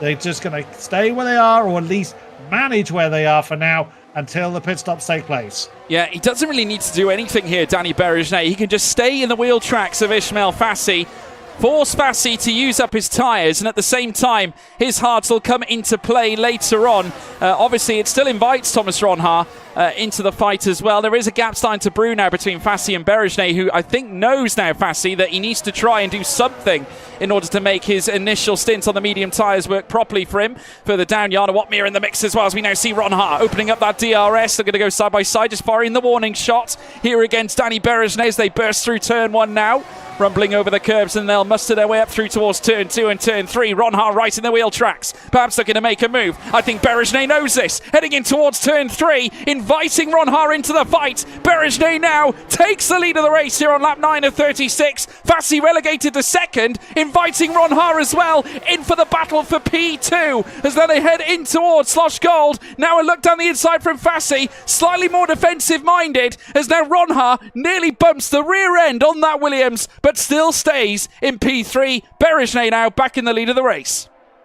Didn't use a lot of energy to do it either, so the McLaren now leads the way. About 85% of the battery for him, 81 or so for Ishmael, and pretty much full for the next few cars behind him. So not a lot of energy usage going on in that exchange, but it is another change of lead as we've just seen. So Beresnay, he's not realistically going to be able to push to get any kind of significant gap. Jarno Opmeer having a look at Ronhaar, very close, not quite there. Alfie Butcher is falling off the back of the top four a little bit. Now, is he just minding his tyres? Is he just minding his business?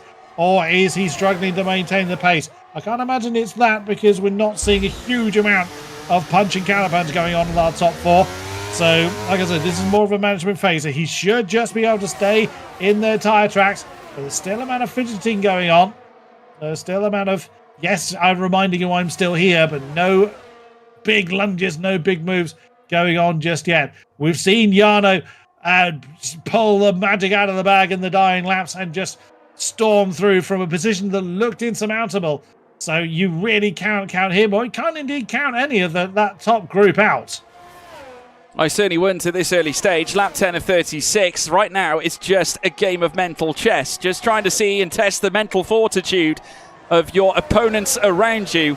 Then the war of attrition will begin in the second stint. But Danny Berejnay still holds the lead and does so brilliantly as well. But Fassi has been a threat. Obviously, despite them being on two separate tyre compounds, Fassi's still willing to fight and bring out his very best here in this initial stint, though I'm sure there is more to come. Looks down the inside here once again. Ronhaar following him through, looking to try and build some momentum to potentially unseat here, and he might try it this time. Ronhaar looking to try and utilise Fassi's momentum here to potentially get himself past Danny Berejnay. The front two now together as they head down towards Lost Gold. Fassi's got to go in deep. He does, and now takes the lead of the race here now on lap 11, responding to Berejnay earlier on. It's the Williams now at the front. They've been swapping throughout the course of this race here in the initial stint, whereas we usually see the battling later into the race. We're getting a little bit here right at the very start. Pleasure to watch.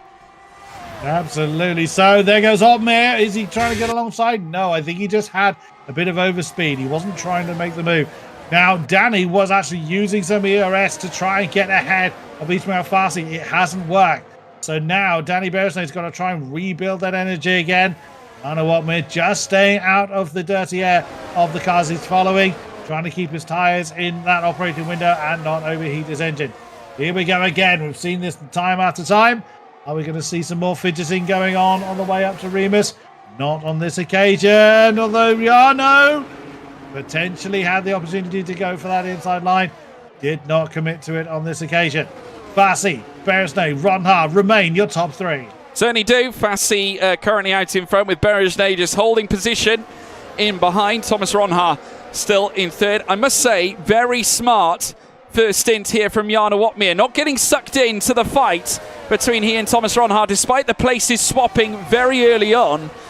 Just trying to methodically plough his way through the first stint, conserving the battery, conserving the engine, conserving the tyre wear. That, of course, will be his best friend when we make our way through the second stint. So a great opportunity here for the Dutchman. You could argue that Ronhaar is possibly applying the same tactics while at the same time putting pressure on the front two. And Alfie Butcher also having an equally relaxed stint as well in this opening half of the race. As we now see them come through turn one. Further back, Thomas Ronhaar. Back in the wheel tracks this time with Danny Berejnay. Now, I will say this, Berejnay losing momentum off the back of Fassi, and now Ronhaar's going to test him. Coming up through towards turn three this time. Berejnay fishing for a move for the lead once again as they go very tight. Certainly to the outwards facing of the curb. Fassi managing to hold on, now going defensive. Here comes Ronhaar down the middle. Oh my goodness! Three wide heading in towards turn four. Contact made between Fassi and Ronhaar. He left it late on the brakes, and I tell you what, a very daring move, but Ronhaar's momentum, he was trying to apply it to go three wide in that exchange through Slosh Gold. It sort of worked out for him. He's P2 now coming out of Roshenworth curve, Chris. Oh, that's... Someone's had their brave pills this morning. Thomas Ronhaar parting the ways between the Williams and the McLaren to challenge for the lead. Now, part of me thinks he didn't intend to actually get the lead. He was just using his speed to put Danny Berejnay in between himself and Jarno Otmere. He's wanting a rear gunner there, whether Berejnay wants to or not. Those clouds are getting very, very ominous. You said about 27 minutes in. That's around about lap 24 or 5, somewhere around I'm there. seeing 10 minutes, Chris. Some weight. It's, well, yeah, that's still looking around lap 25, as again we see a challenge from Ronhaar on, well, between Ronhaar and Berejnay. Now, is that going to allow Ismail Fassi to try and sprint off into the distance?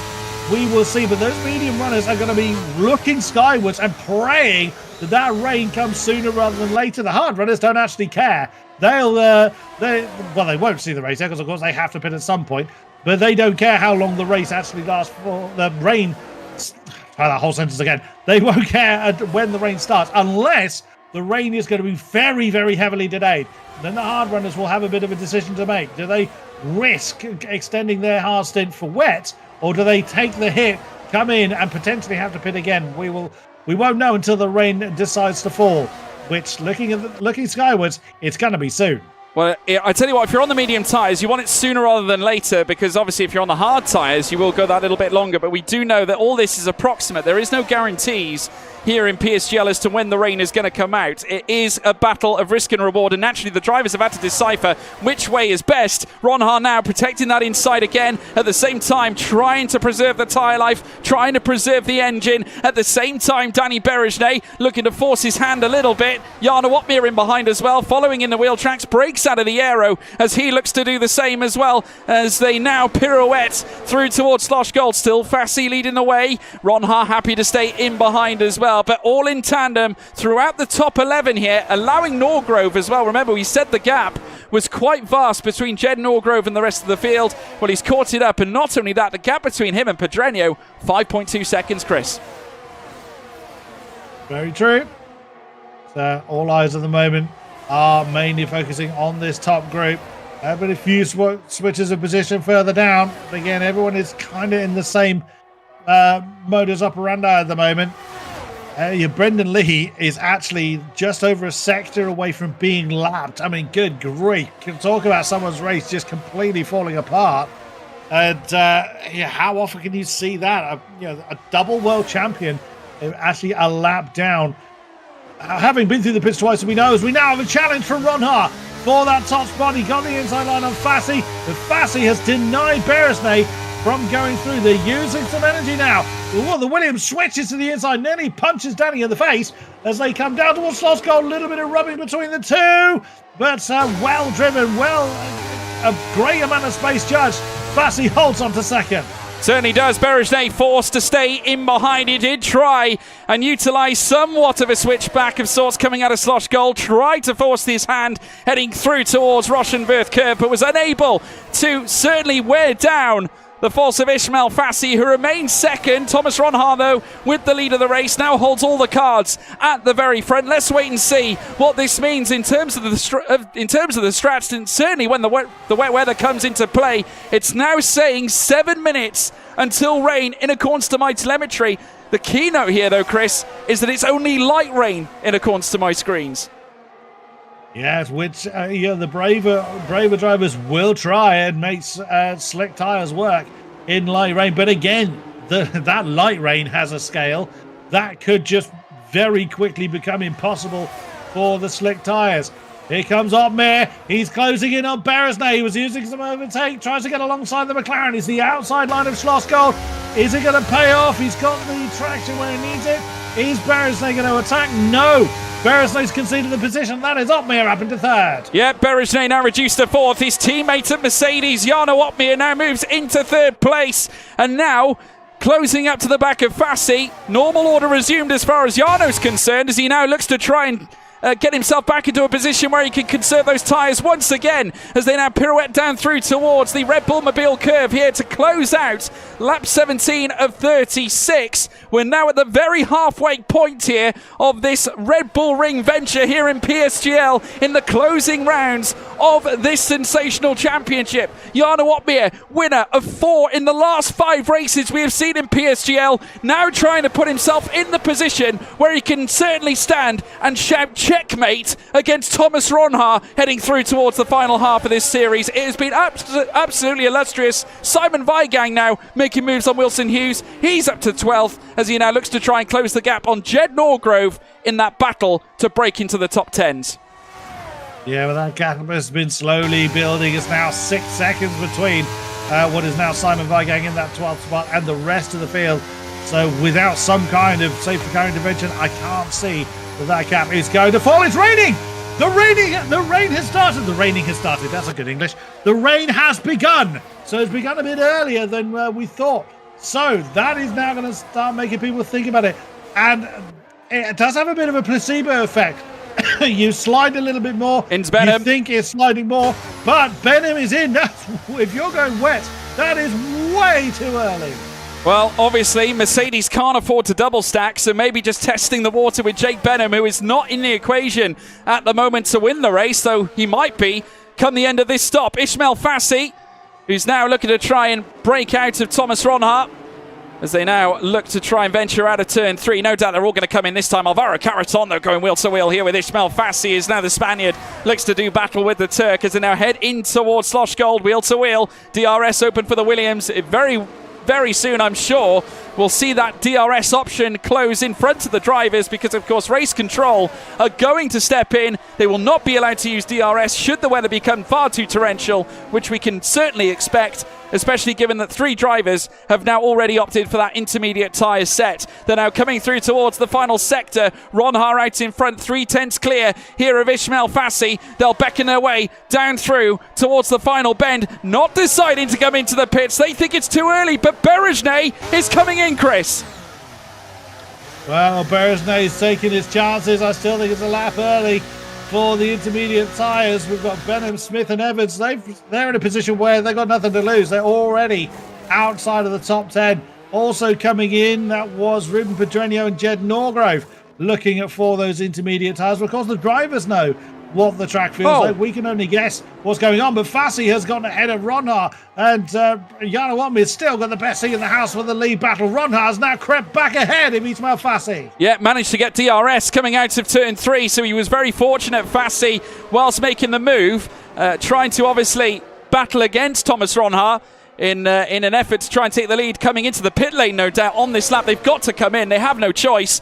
Obviously, though, it was Ronha who found himself in behind Fassi, coming across the DRS detection point and managed to open up the rear wing, heading out of turn 3 through towards turn 4. In fact, now Opmeer, closer to Fassi, is now, it looks like Opmeer tried to overtake Fassi, coming into the pit lane as they now all come in, all together. The big question is here now, Chris, where is Danny Berejnay going to come out in all this?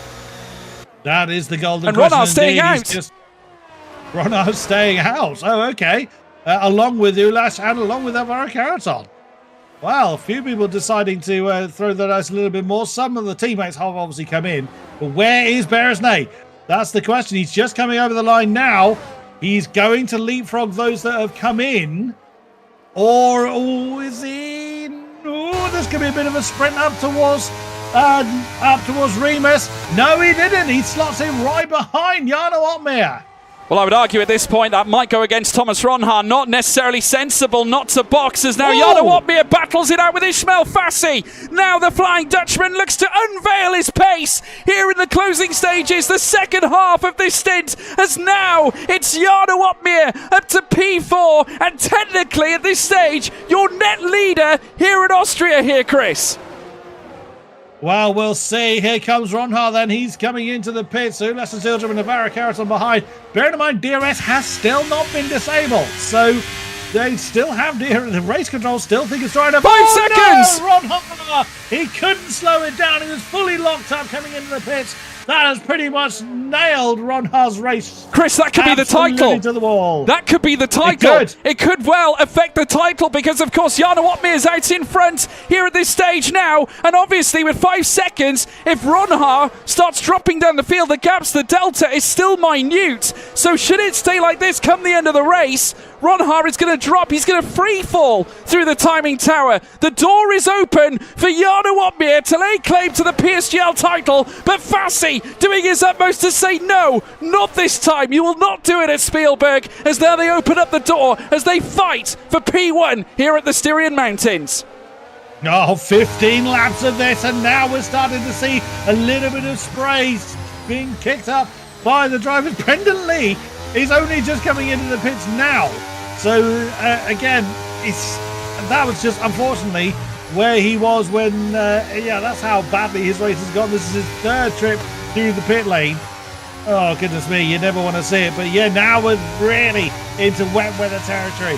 So who knows what their car is like in the wet? Who has got that extra bit of skill and grip in the wet? That's going to be really testing. Jarno Opmeer was a god in no matter what conditions, but he has proven very, very special in the past in wet weather conditions. Looks on the inside of Ismail Fassi coming up to Niki Lauda curve, doesn't commit to it. Ronha still looming in the background. Now as we head up the hill towards Remus, into the slipstream, into the tyre tracks of the car ahead. Fassi goes to that defensive line. Ronha says, "Fine, you go on then. I'm going to have the position before we even get to the apex." Jarno Opmeer back in the lead. Yeah, he certainly is. Jarno Opmeer now in front, leads the race here at Austria. Thomas Ronha still there though. DRS still open, and it hasn't yet been averted here at this stage with rain still cascading down. The rain isn't due to stop at all throughout the entirety of this race. We're due to have it staying with us right through, but if it might just be the case that we're going to be right on the bubble, going right through the entirety of this run here at Austria. Otmir, though, who thrives in conditions like these. We hark back to his immense performances back at the United States, obviously back at Kota. He pulled off some serious dramatics in F1 esports over prior seasons, and also here in PSGL. And if by magic race control, DRS disabled, we are now fully in wet conditions here, Chris. About a lap late, but never mind. We knew it was coming. So that adds a bit of extra challenge again. That was crucial for Jarno to get the lead where he did. So he still had operation of DRS. So not that he needs any help, but that was why he took that position coming up into Remus rather than waiting for Schlossgold. So Jarno wanted to secure the lead and now has got the race under control. So he's maintaining and building upon. He's almost got that half a second gap. Oh, that's a slide there from Fassi coming through Schlossgold. Bit of a tail wag as well from Ronha as they come through the tight right hand, and now coming downhill once more. Roush and Wirth are even more treacherous in these conditions. You're already going downhill. The car is slightly unseated and you're trying to brake and turn at the same time. So these cars don't like being too much in the wet, in the dry, let alone in the wet. Beresnay has had a very bad run through the second sector. He's already falling a second behind. He won't get any slipstream from there. They need to be about 0.8 of a second apart to feel any kind of slipstream. That McLaren is falling. It certainly is. Danny Beresnay now 1.1 off the back. It's now creeping into 1.2, and now Alfie Butcher is staring at a potential overtake right in the face. Jarno Otmir now in front. Fassi, though, under pressure here from Thomas Ronha, who, remember, has that penalty. Butcher also looking to ascend as he now looks to go side by side here with Danny Beresnay, but the battle for P2 is raging on. Fassi now under pressure as another Dutchman looks to try and strike an imposition between he and a higher podium place. Wheel to wheel they now stay as they now head in towards Schlossgold. Outside line here for Ronha, who goes late on the brakes. Now, as they go side by side, they remain side by side. Coming out of Schlossgold in towards Roche and Wirth curve in the wet conditions, the slippery conditions. It's Ronha who slips on through into P2, and the Sauber Esports talent, who has certainly showed what he's capable of in F1 Esports as well as here in PSGL. 5-second penalty might be against his name, but it has not stopped his direction, or certainly that mental fortitude. He's now chasing after Jarno Otmir. Beresnay down into 6th position. The McLaren is continuing to struggle in these conditions. He certainly wanted it to stay drier for longer than it did. So Lasse Zildrim up into the top 5 now. But all eyes on that top 3 as we start lap 26. We've got 11 laps to go. And that fighting for that top spot is going to be absolutely ferocious all the way to the checkered flag. Jarno feeling the need to just make a defensive posture. Coming up into Remus. Ronha was gaining on him quickly. Now about half a second back to Ismail Fassi, so no immediate challenge behind. But again, ERS ND is going to be a bit of a problem, particularly for the Williams and also the Mercedes. Ronha has the ERS advantage. We'll see if it pays off for him as Luke Smith is bringing his Alpine into the pits again. Yeah, certainly is. Into the pits comes Luke Smith, and he'll be putting on yet another set of intermediate tyres as well. The top 3 now still 1 second clear of Alfie Butcher in behind. Good day for Haas, though, because Lasse Zildrim is 5th place as well. Alvaro Caraton now coming in for a fight against Danny Beresnay, looking for the momentum heading through the final sector, trying it through Rins. He did open up the door, and it looked like he might have found something here as Brendan Lee gets the 3-second time penalty. So there we go. Race control certainly not against posted penalties against anybody right now. We've got quite a few flittering about as we now see the cars heading through turn 1. At the very head of the field, though, Thomas Ronha still on the back of Jarno Otmir.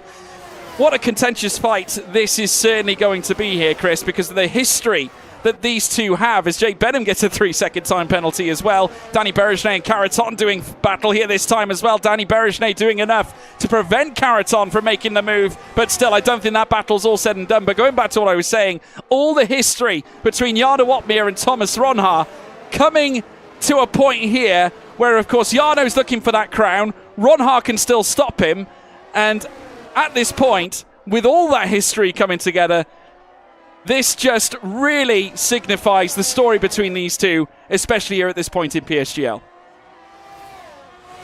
Yep, absolutely. So they may salute the same flag. They are not on there to share the driving dignitaries. They are there to fight each other and fight each other hard. But Ronhart is falling off the back of Otmir a little bit now. 7/10 as they came out of that final turn. Ismail Fassi really has fallen back. He is not in slipstream range of the Alfa Romeo, but Alfie Butcher is also struggling. He's a second back, so the field's spreading out a bit now in these wet conditions. Other than Alvaro Caraton, the Spaniard, getting the inside line on Danny Beresnay, and that's another position down for the singing Hungarian. Yeah, that was a move he was threatening to do only a lap previous. He tried it in the final sector not too long ago, but it didn't work out. Beresnay, though, still remaining in the wheel tracks. Benham now going side by side with Wilson Hughes. Both of them friends, but nevertheless no friends here in PSGL. As now Jake Benham ascends into P11. Jarno Otmir still out in front. And Thomas Ronhart, of course, if that 5-second time penalty stays here, Chris, I mean, just looking at the timing screens here right now, this could potentially drop him outside the top 5, maybe even the top 6. That'll be very painful if that is the case. But we'll see. The stewards may have to have a look at that one. That is not up to us to decide. As Barry Burman it goes Burman into the pits. He does, yes. The man from Iran is in. Is it going to be wet? No, it's another set of inches for him. I can't see. We're nowhere near wet conditions, I would think. I mean, it's raining, sure. We've got a fair amount of spray. We're not seeing any standing water, or I certainly haven't, in any great significant amount. So we're not getting caught towards wet weather times. I'm surprised the Inters aren't lasting longer than they are. It seems to be about 9 to 10 laps before they are absolutely done. But wow, look up top. Ronhart's close back in on Jarno Otmir. Both of them with almost identical amounts of ERS. So Thomas using a bit and Jarno able to harvest a bit. But again, the tail of that Alfa Romeo just not biting when he needs it. Well, I mean, at this point, Ronhart, he's got a little bit of respite because Ismail Fassi now 1.1 behind. He ideally needs to start gapping all the cars behind to at least extend his chance at the title.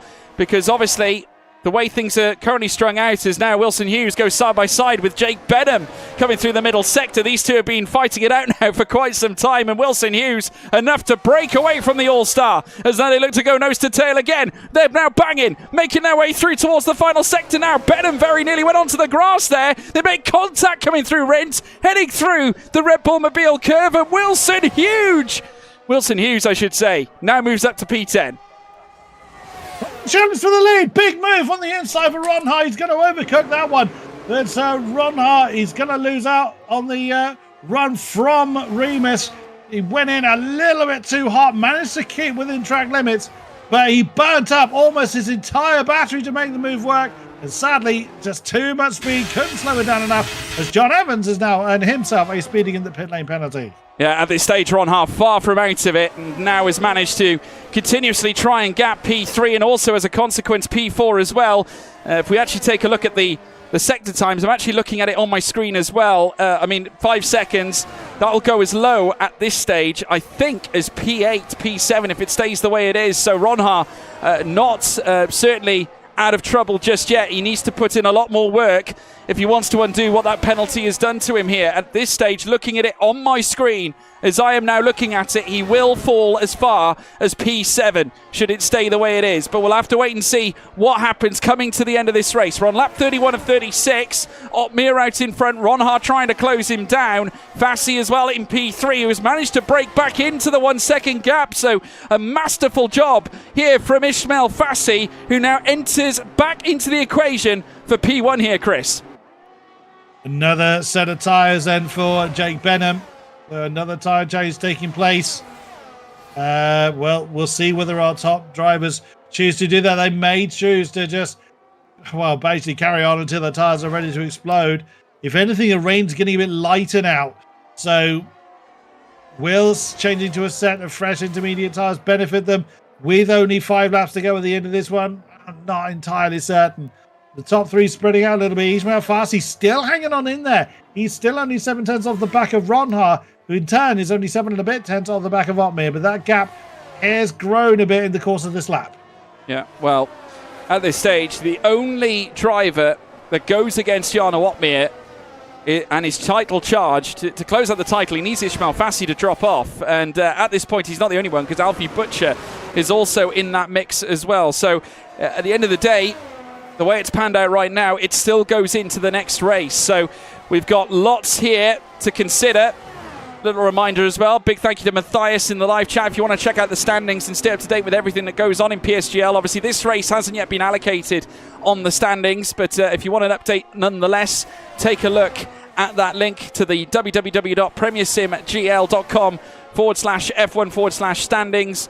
As such, go and check it out, and be sure to find out and get an update as to where we currently are prior to Austria in terms of where we are in the championship. But Jarno Otmir in control here at Austria, and the gap now between Alfie and Ishmael, who has put in a stellar previous few laps and starting to go to work here on these intermediate tyres, sharing the same tyre life as Jarno Otmir. Obviously Ronhaar has a lap fresher tyres. Whether that'll make a difference coming into the closing stages of this race, we'll have to find out. But still at this stage, Jarno Otmir in charge, and we've still got 4 laps to go. I mean, this would be a stellar 5 wins in 6 races, Chris. Yeah, just a bit. Again, like I said, the numbers just don't lie.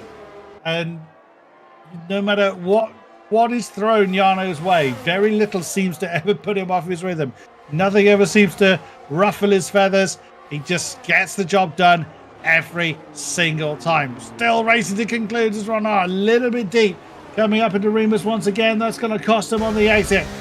So he's trying to push, but Ronhaar just has an answer to everything that Jarno has an answer to everything Ronhaar is doing, which is probably adding to his compatriots' frustration. A little bit further back, Alfie Butcher's in an interesting battle for 4th place between his teammate Zildrim, as well as Caraton, and Danny Beresney still just about hanging on in there. Yeah, I mean, Caraton was actually threatening an overtake heading through turn 3 as well. Very nearly got it. Was right in the wheel tracks, in fact, of Ulas Zildrim. So that battle for P4 is still not all said and done just yet. Of course, Alfie needs to try and hold on to 4th. Obviously to open up the window on a potential championship charge, but obviously at this stage Jarno Otmir solidifying his place at the top of the order and doing a tremendous job as well, still keeping Ronhaar in behind. Of course, Ronhaar still with that penalty against his name, and speaking to, or by the looks of it, in accordance to the stewards that I'm seeing, and obviously the conversations I have understood and to be believed anyway at this case, obviously without looking at it in great detail, they believe that this Ronhaar penalty will stand, Chris. I was right on board with Ronhaar. I didn't see a sudden kind of nudge to indicate that he'd been pushed. So, yeah, unfortunately, I would think that is correct, that penalty is of his own making. He was fully locked up coming over the line.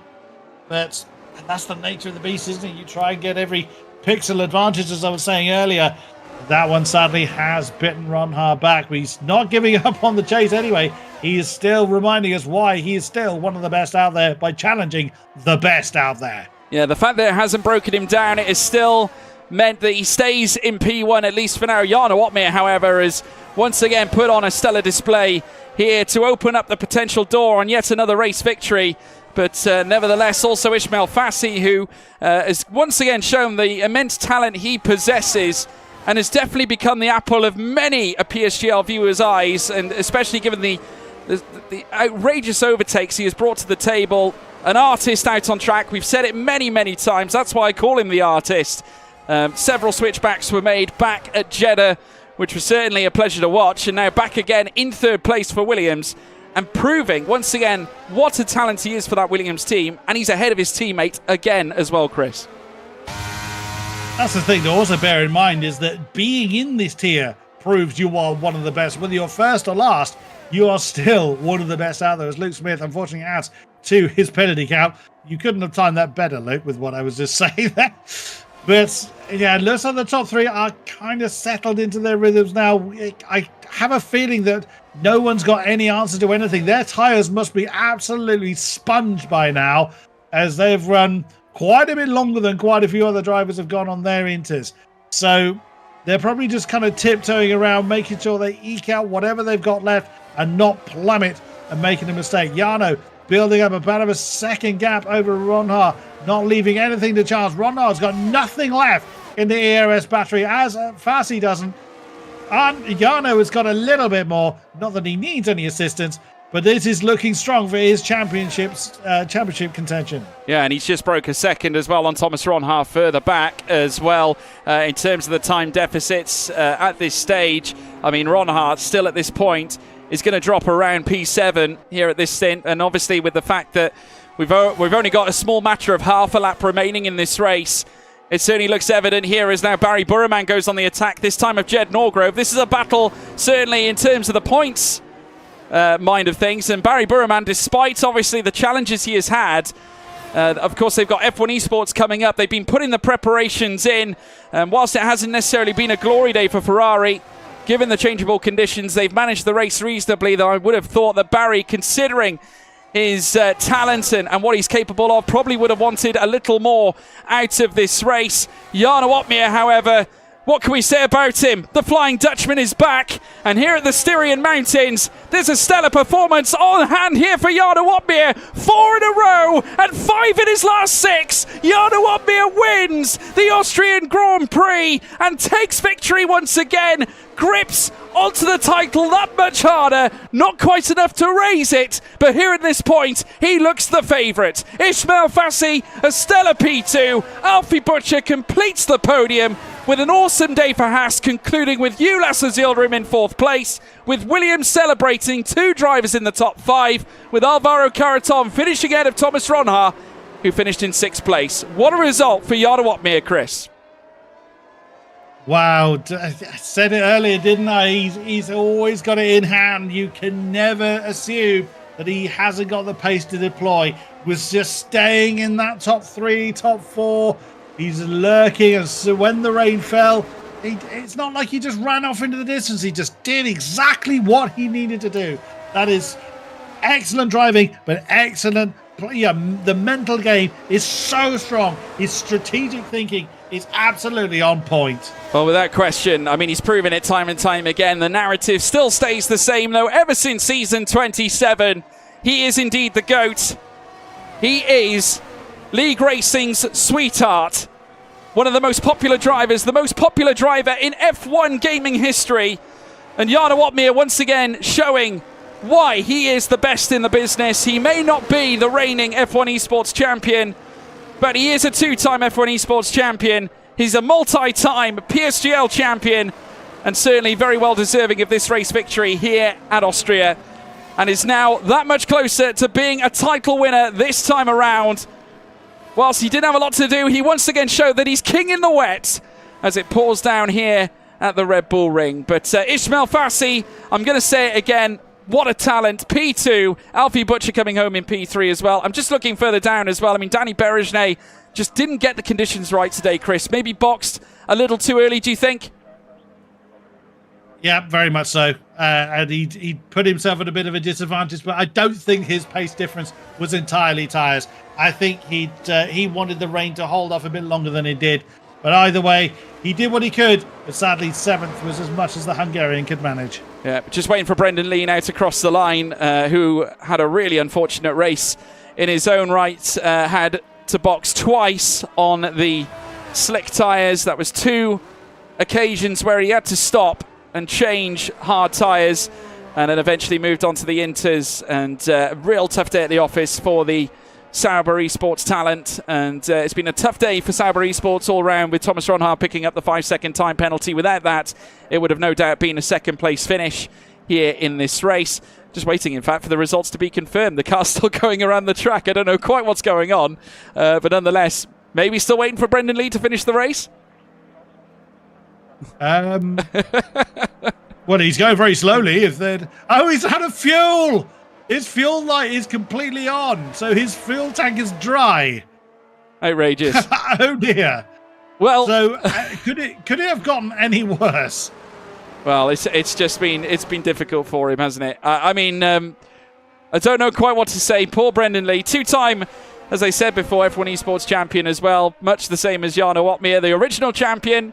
Hasn't had it all his own way this season, but I must say I have been spirited, and I think encouraged, from Brendan Lee's recent form in league racing. We know what he's capable of, but nevertheless, I'm sure that he won't look fondly upon this day, nevertheless. But still waiting to complete the session. The timer is ticking downwards, though, folks. We're waiting for it to hit 0 at this point. Not quite sure. We're just waiting for the results to come through.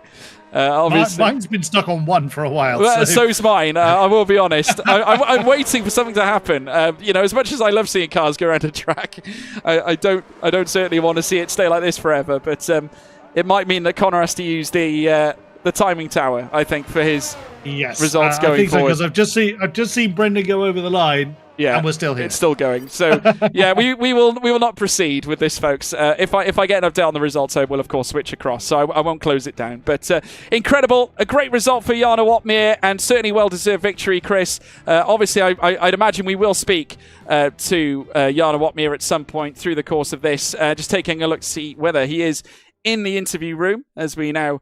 Ishmael Fassi is. Well, we'll bring Fassi in. Why not? Let's bring him into the commentary box. Ishmael Fassi, what a result. Stellar performance, P2 on the day, and finished ahead of your teammate. Positives all round, I think. Hello. Yeah, happy with the result. Well, I mean, it was a fantastic result. It was challenging out there because the conditions were changeable. A few drivers opting to pit a little earlier. It seems, though, that you made the right choice, staying out 1 lap after the light rain started, and essentially on the same strategy as Jarno Watmere. If you look at the top 3 in the podium, obviously all of you sharing 15-lap-old intermediate tyres. Was the stop during the transition crucial, do you think? I think it was very crucial to have ERS before. Well, yeah, I mean both are very important, but I needed that DRS. I didn't have that much. It was just that DRS was still on, so there was a chance for people to overtake, and they took it off the lap I was gonna try and gain back the position from Jarno. But yeah, Thomas pitted a lap after us, so he was on fresher inters, and yeah, they were both really quick. I stayed with them, but I was pushing very hard, so I tried to not make any mistakes, and in the end it looked like I was gaining a bit of time to Thomas, but not enough ERS and laps remaining, so I'll take the P2. In Austria, qualifying wasn't great at all, but I'm happy. I gained a few points to Alfie, 2 points to Alfie and few to Thomas. So yeah, the championship standings will change now a bit.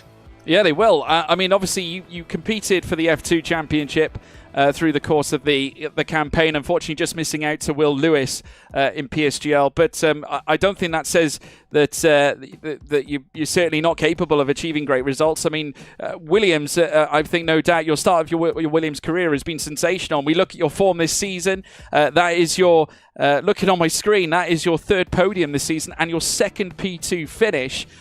You must take a lot of positives because you haven't been out of the points at all since I dare I say it, I'm looking through the order. You haven't been out of the points very much this season. Yeah, my worst result was last week, which wasn't a great race, and we are doing very well, both Alvaro and myself. I think he got P5 as well, so it's good to have both cars in the top 5. It really shows that we're working very hard and that we deserve what we're achieving. Yeah, definitely. I would say the same. Obviously, we got Spa coming up now as well, and then 2 races in the United States with COTA, and then a trip to Las Vegas for the final round of the championship. What's the target here, Ishmael? Is it a case that we're looking at P2 in the championship? Because the gap between you, Alfie Butcher, Thomas Ronha, and arguably as well Jake Benham to a certain degree, obviously he didn't have the easiest race today, it is still very close between, especially you 3, between P2 and P4 in the championship. Is P2 very much the goal here? Yeah, surely it is. Alfie is very quick, he's very consistent. He also has like 3 podiums this season, I believe. So it's going to be tough, with Thomas and Alfie. They are both really quick. but the main goal is to finish second, and for the upcoming races, it has to be podiums or at least top 5s. Well, it's been a stellar result and a stellar season for you, Ishmael. We wish you all the very best, and we'll see you at Spa-Francorchamps. Thank you. Thank you very much. We also have Alfie Butcher here as well, who managed to lay claim to yet another podium this campaign. Unbelievably, this is his third place finish and his 4th podium. Unbelievable. Alfie, congratulations. A stellar result. Obviously, a helping hand from Thomas Ronhaar's penalty, but nonetheless, a great result for you. And I must say, similar to Ismail Fassi to a certain degree, if you look back at your last 7 races, you haven't been out the points once. Yeah, I think it's been a really consistent season for me. After the first couple rounds where we struggled to start the season off well, which obviously set me back quite a lot of points. But yeah, ever since, it's been a really good comeback, and I think I'm P2 in the championship now. So yeah, that's a good sign for the races to come. Yeah, it certainly is, and puts you very much in the driving seat. Appreciate, obviously, trying to catch Jarno is going to be a bit of a mission, but, you know, still nonetheless, you've put yourself in the window for a potential P2. I would argue that, you know, the glory of taking P2 against drivers such as Thomas Ronhaar and Ismail Fassi, certainly given the form that you've all had this season, it would still mean a lot to get that runners-up spot.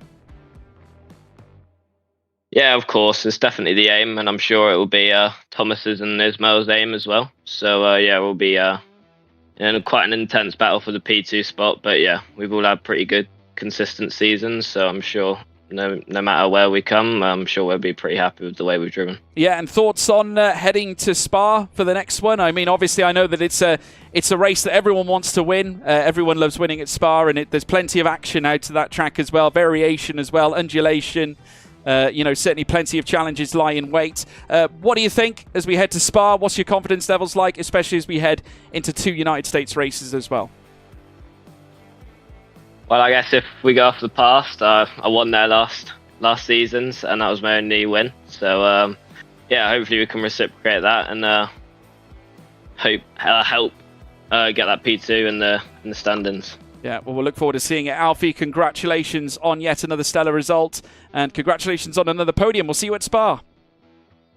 Thank you. Thank you very much. Alfie Butcher, everybody. We're just having a quick chat to him. We've now got the one, the only, Jarno Opmeer here with us as well in the commentary box, just waiting for him to unmute. Oh, he's joined us now. Look at that. Jarno Opmeer, a stellar result again. 4 wins, back to back to back to back. 5 wins as well in your last 6. That is enviable form, my friend. You're dominant right now. Yes, thank you. But it was a good race again. Finally a win in Austria in league racing on F1 23. I bottled the previous 3 in the last lap, so it was nice to finally get a win on Austria. And yeah, I think since the first time since 2021. You're spot on. I was about to flex my knowledge and say that yes, it was the last time with season 30 actually in PSGL that you actually won at Austria. But also impressively as well, you've actually equalled Barry Burman's record of winning Austria twice here in PSGL as well at the top flight PCF1. So that's got to be a proud moment as well, because obviously Barry has been your arch rival, even stretching as far back as ORL. Yeah, of course, and it's. Austria has a very strong track for Barry as well, so yeah, he will be fast on every game on Austria for sure.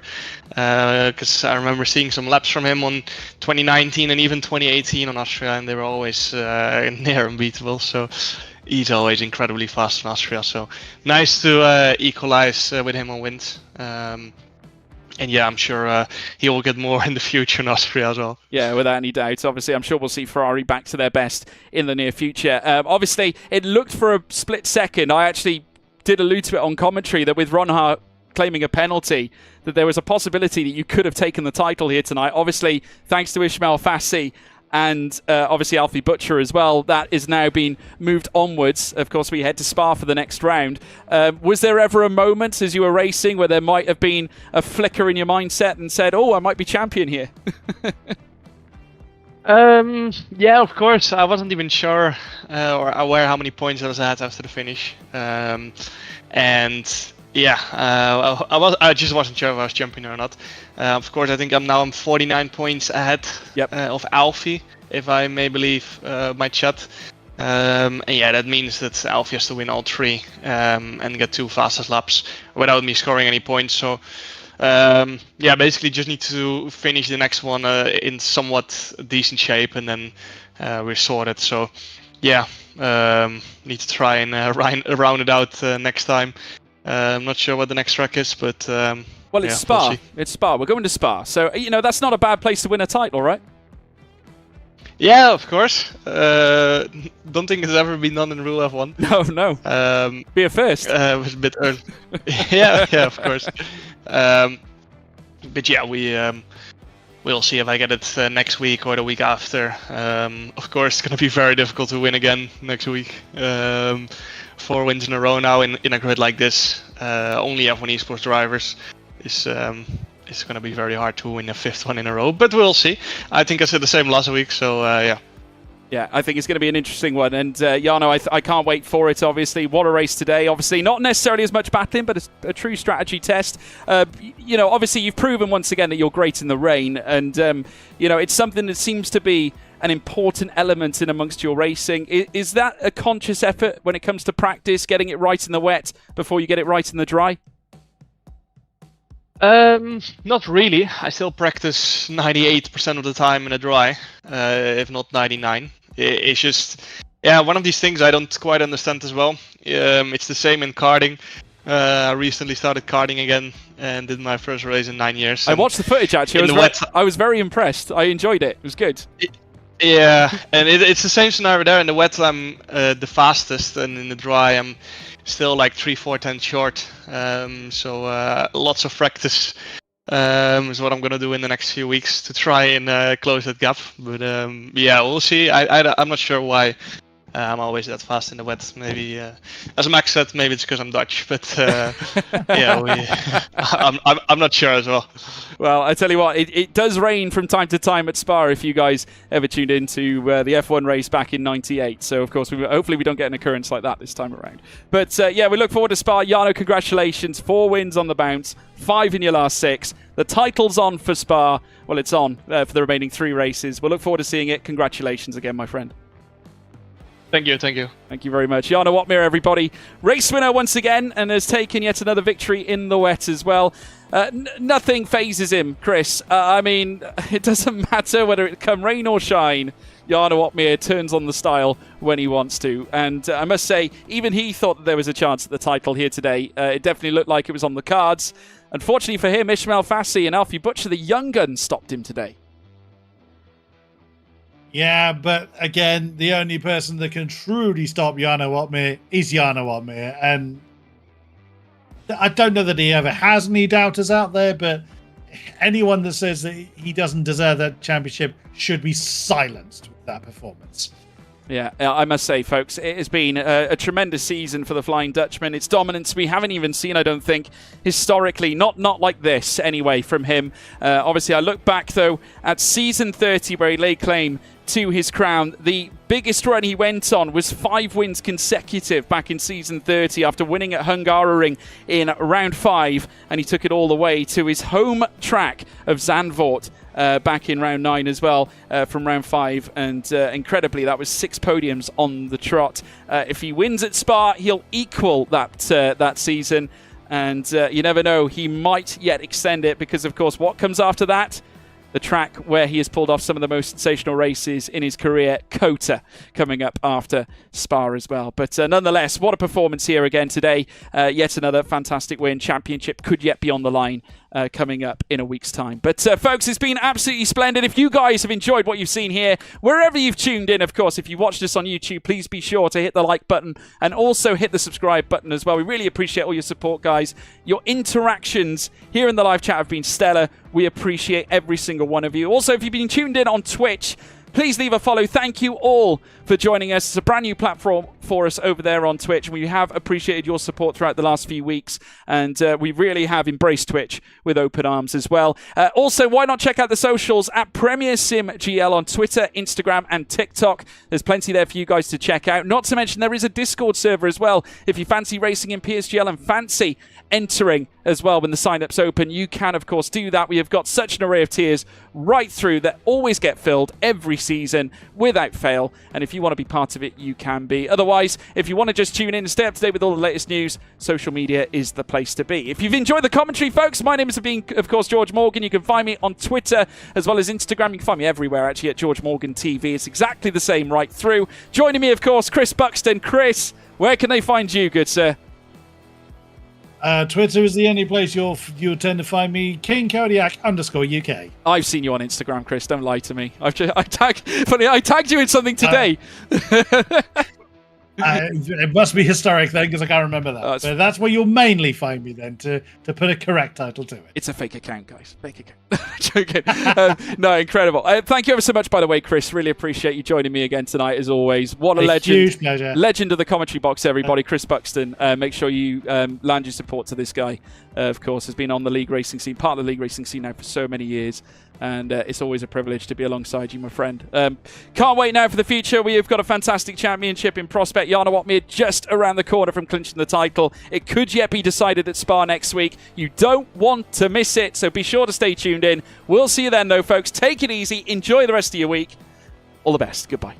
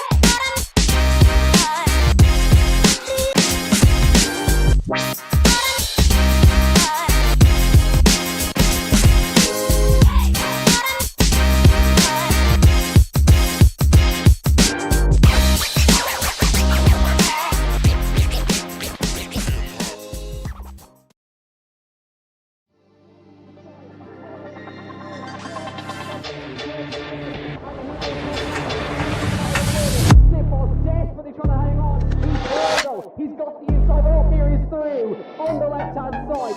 Hooks the apex, gets on the power nicely, and that is job done. Jana Watmir now to the last couple of corners now. His finest drive, his greatest drive, and he's done it at the Circuit of the Americas. He returns to the top step of the podium. Once again, the ghost is back. Jana Watmir wins the US Grand Prix in a stunning Grand Prix.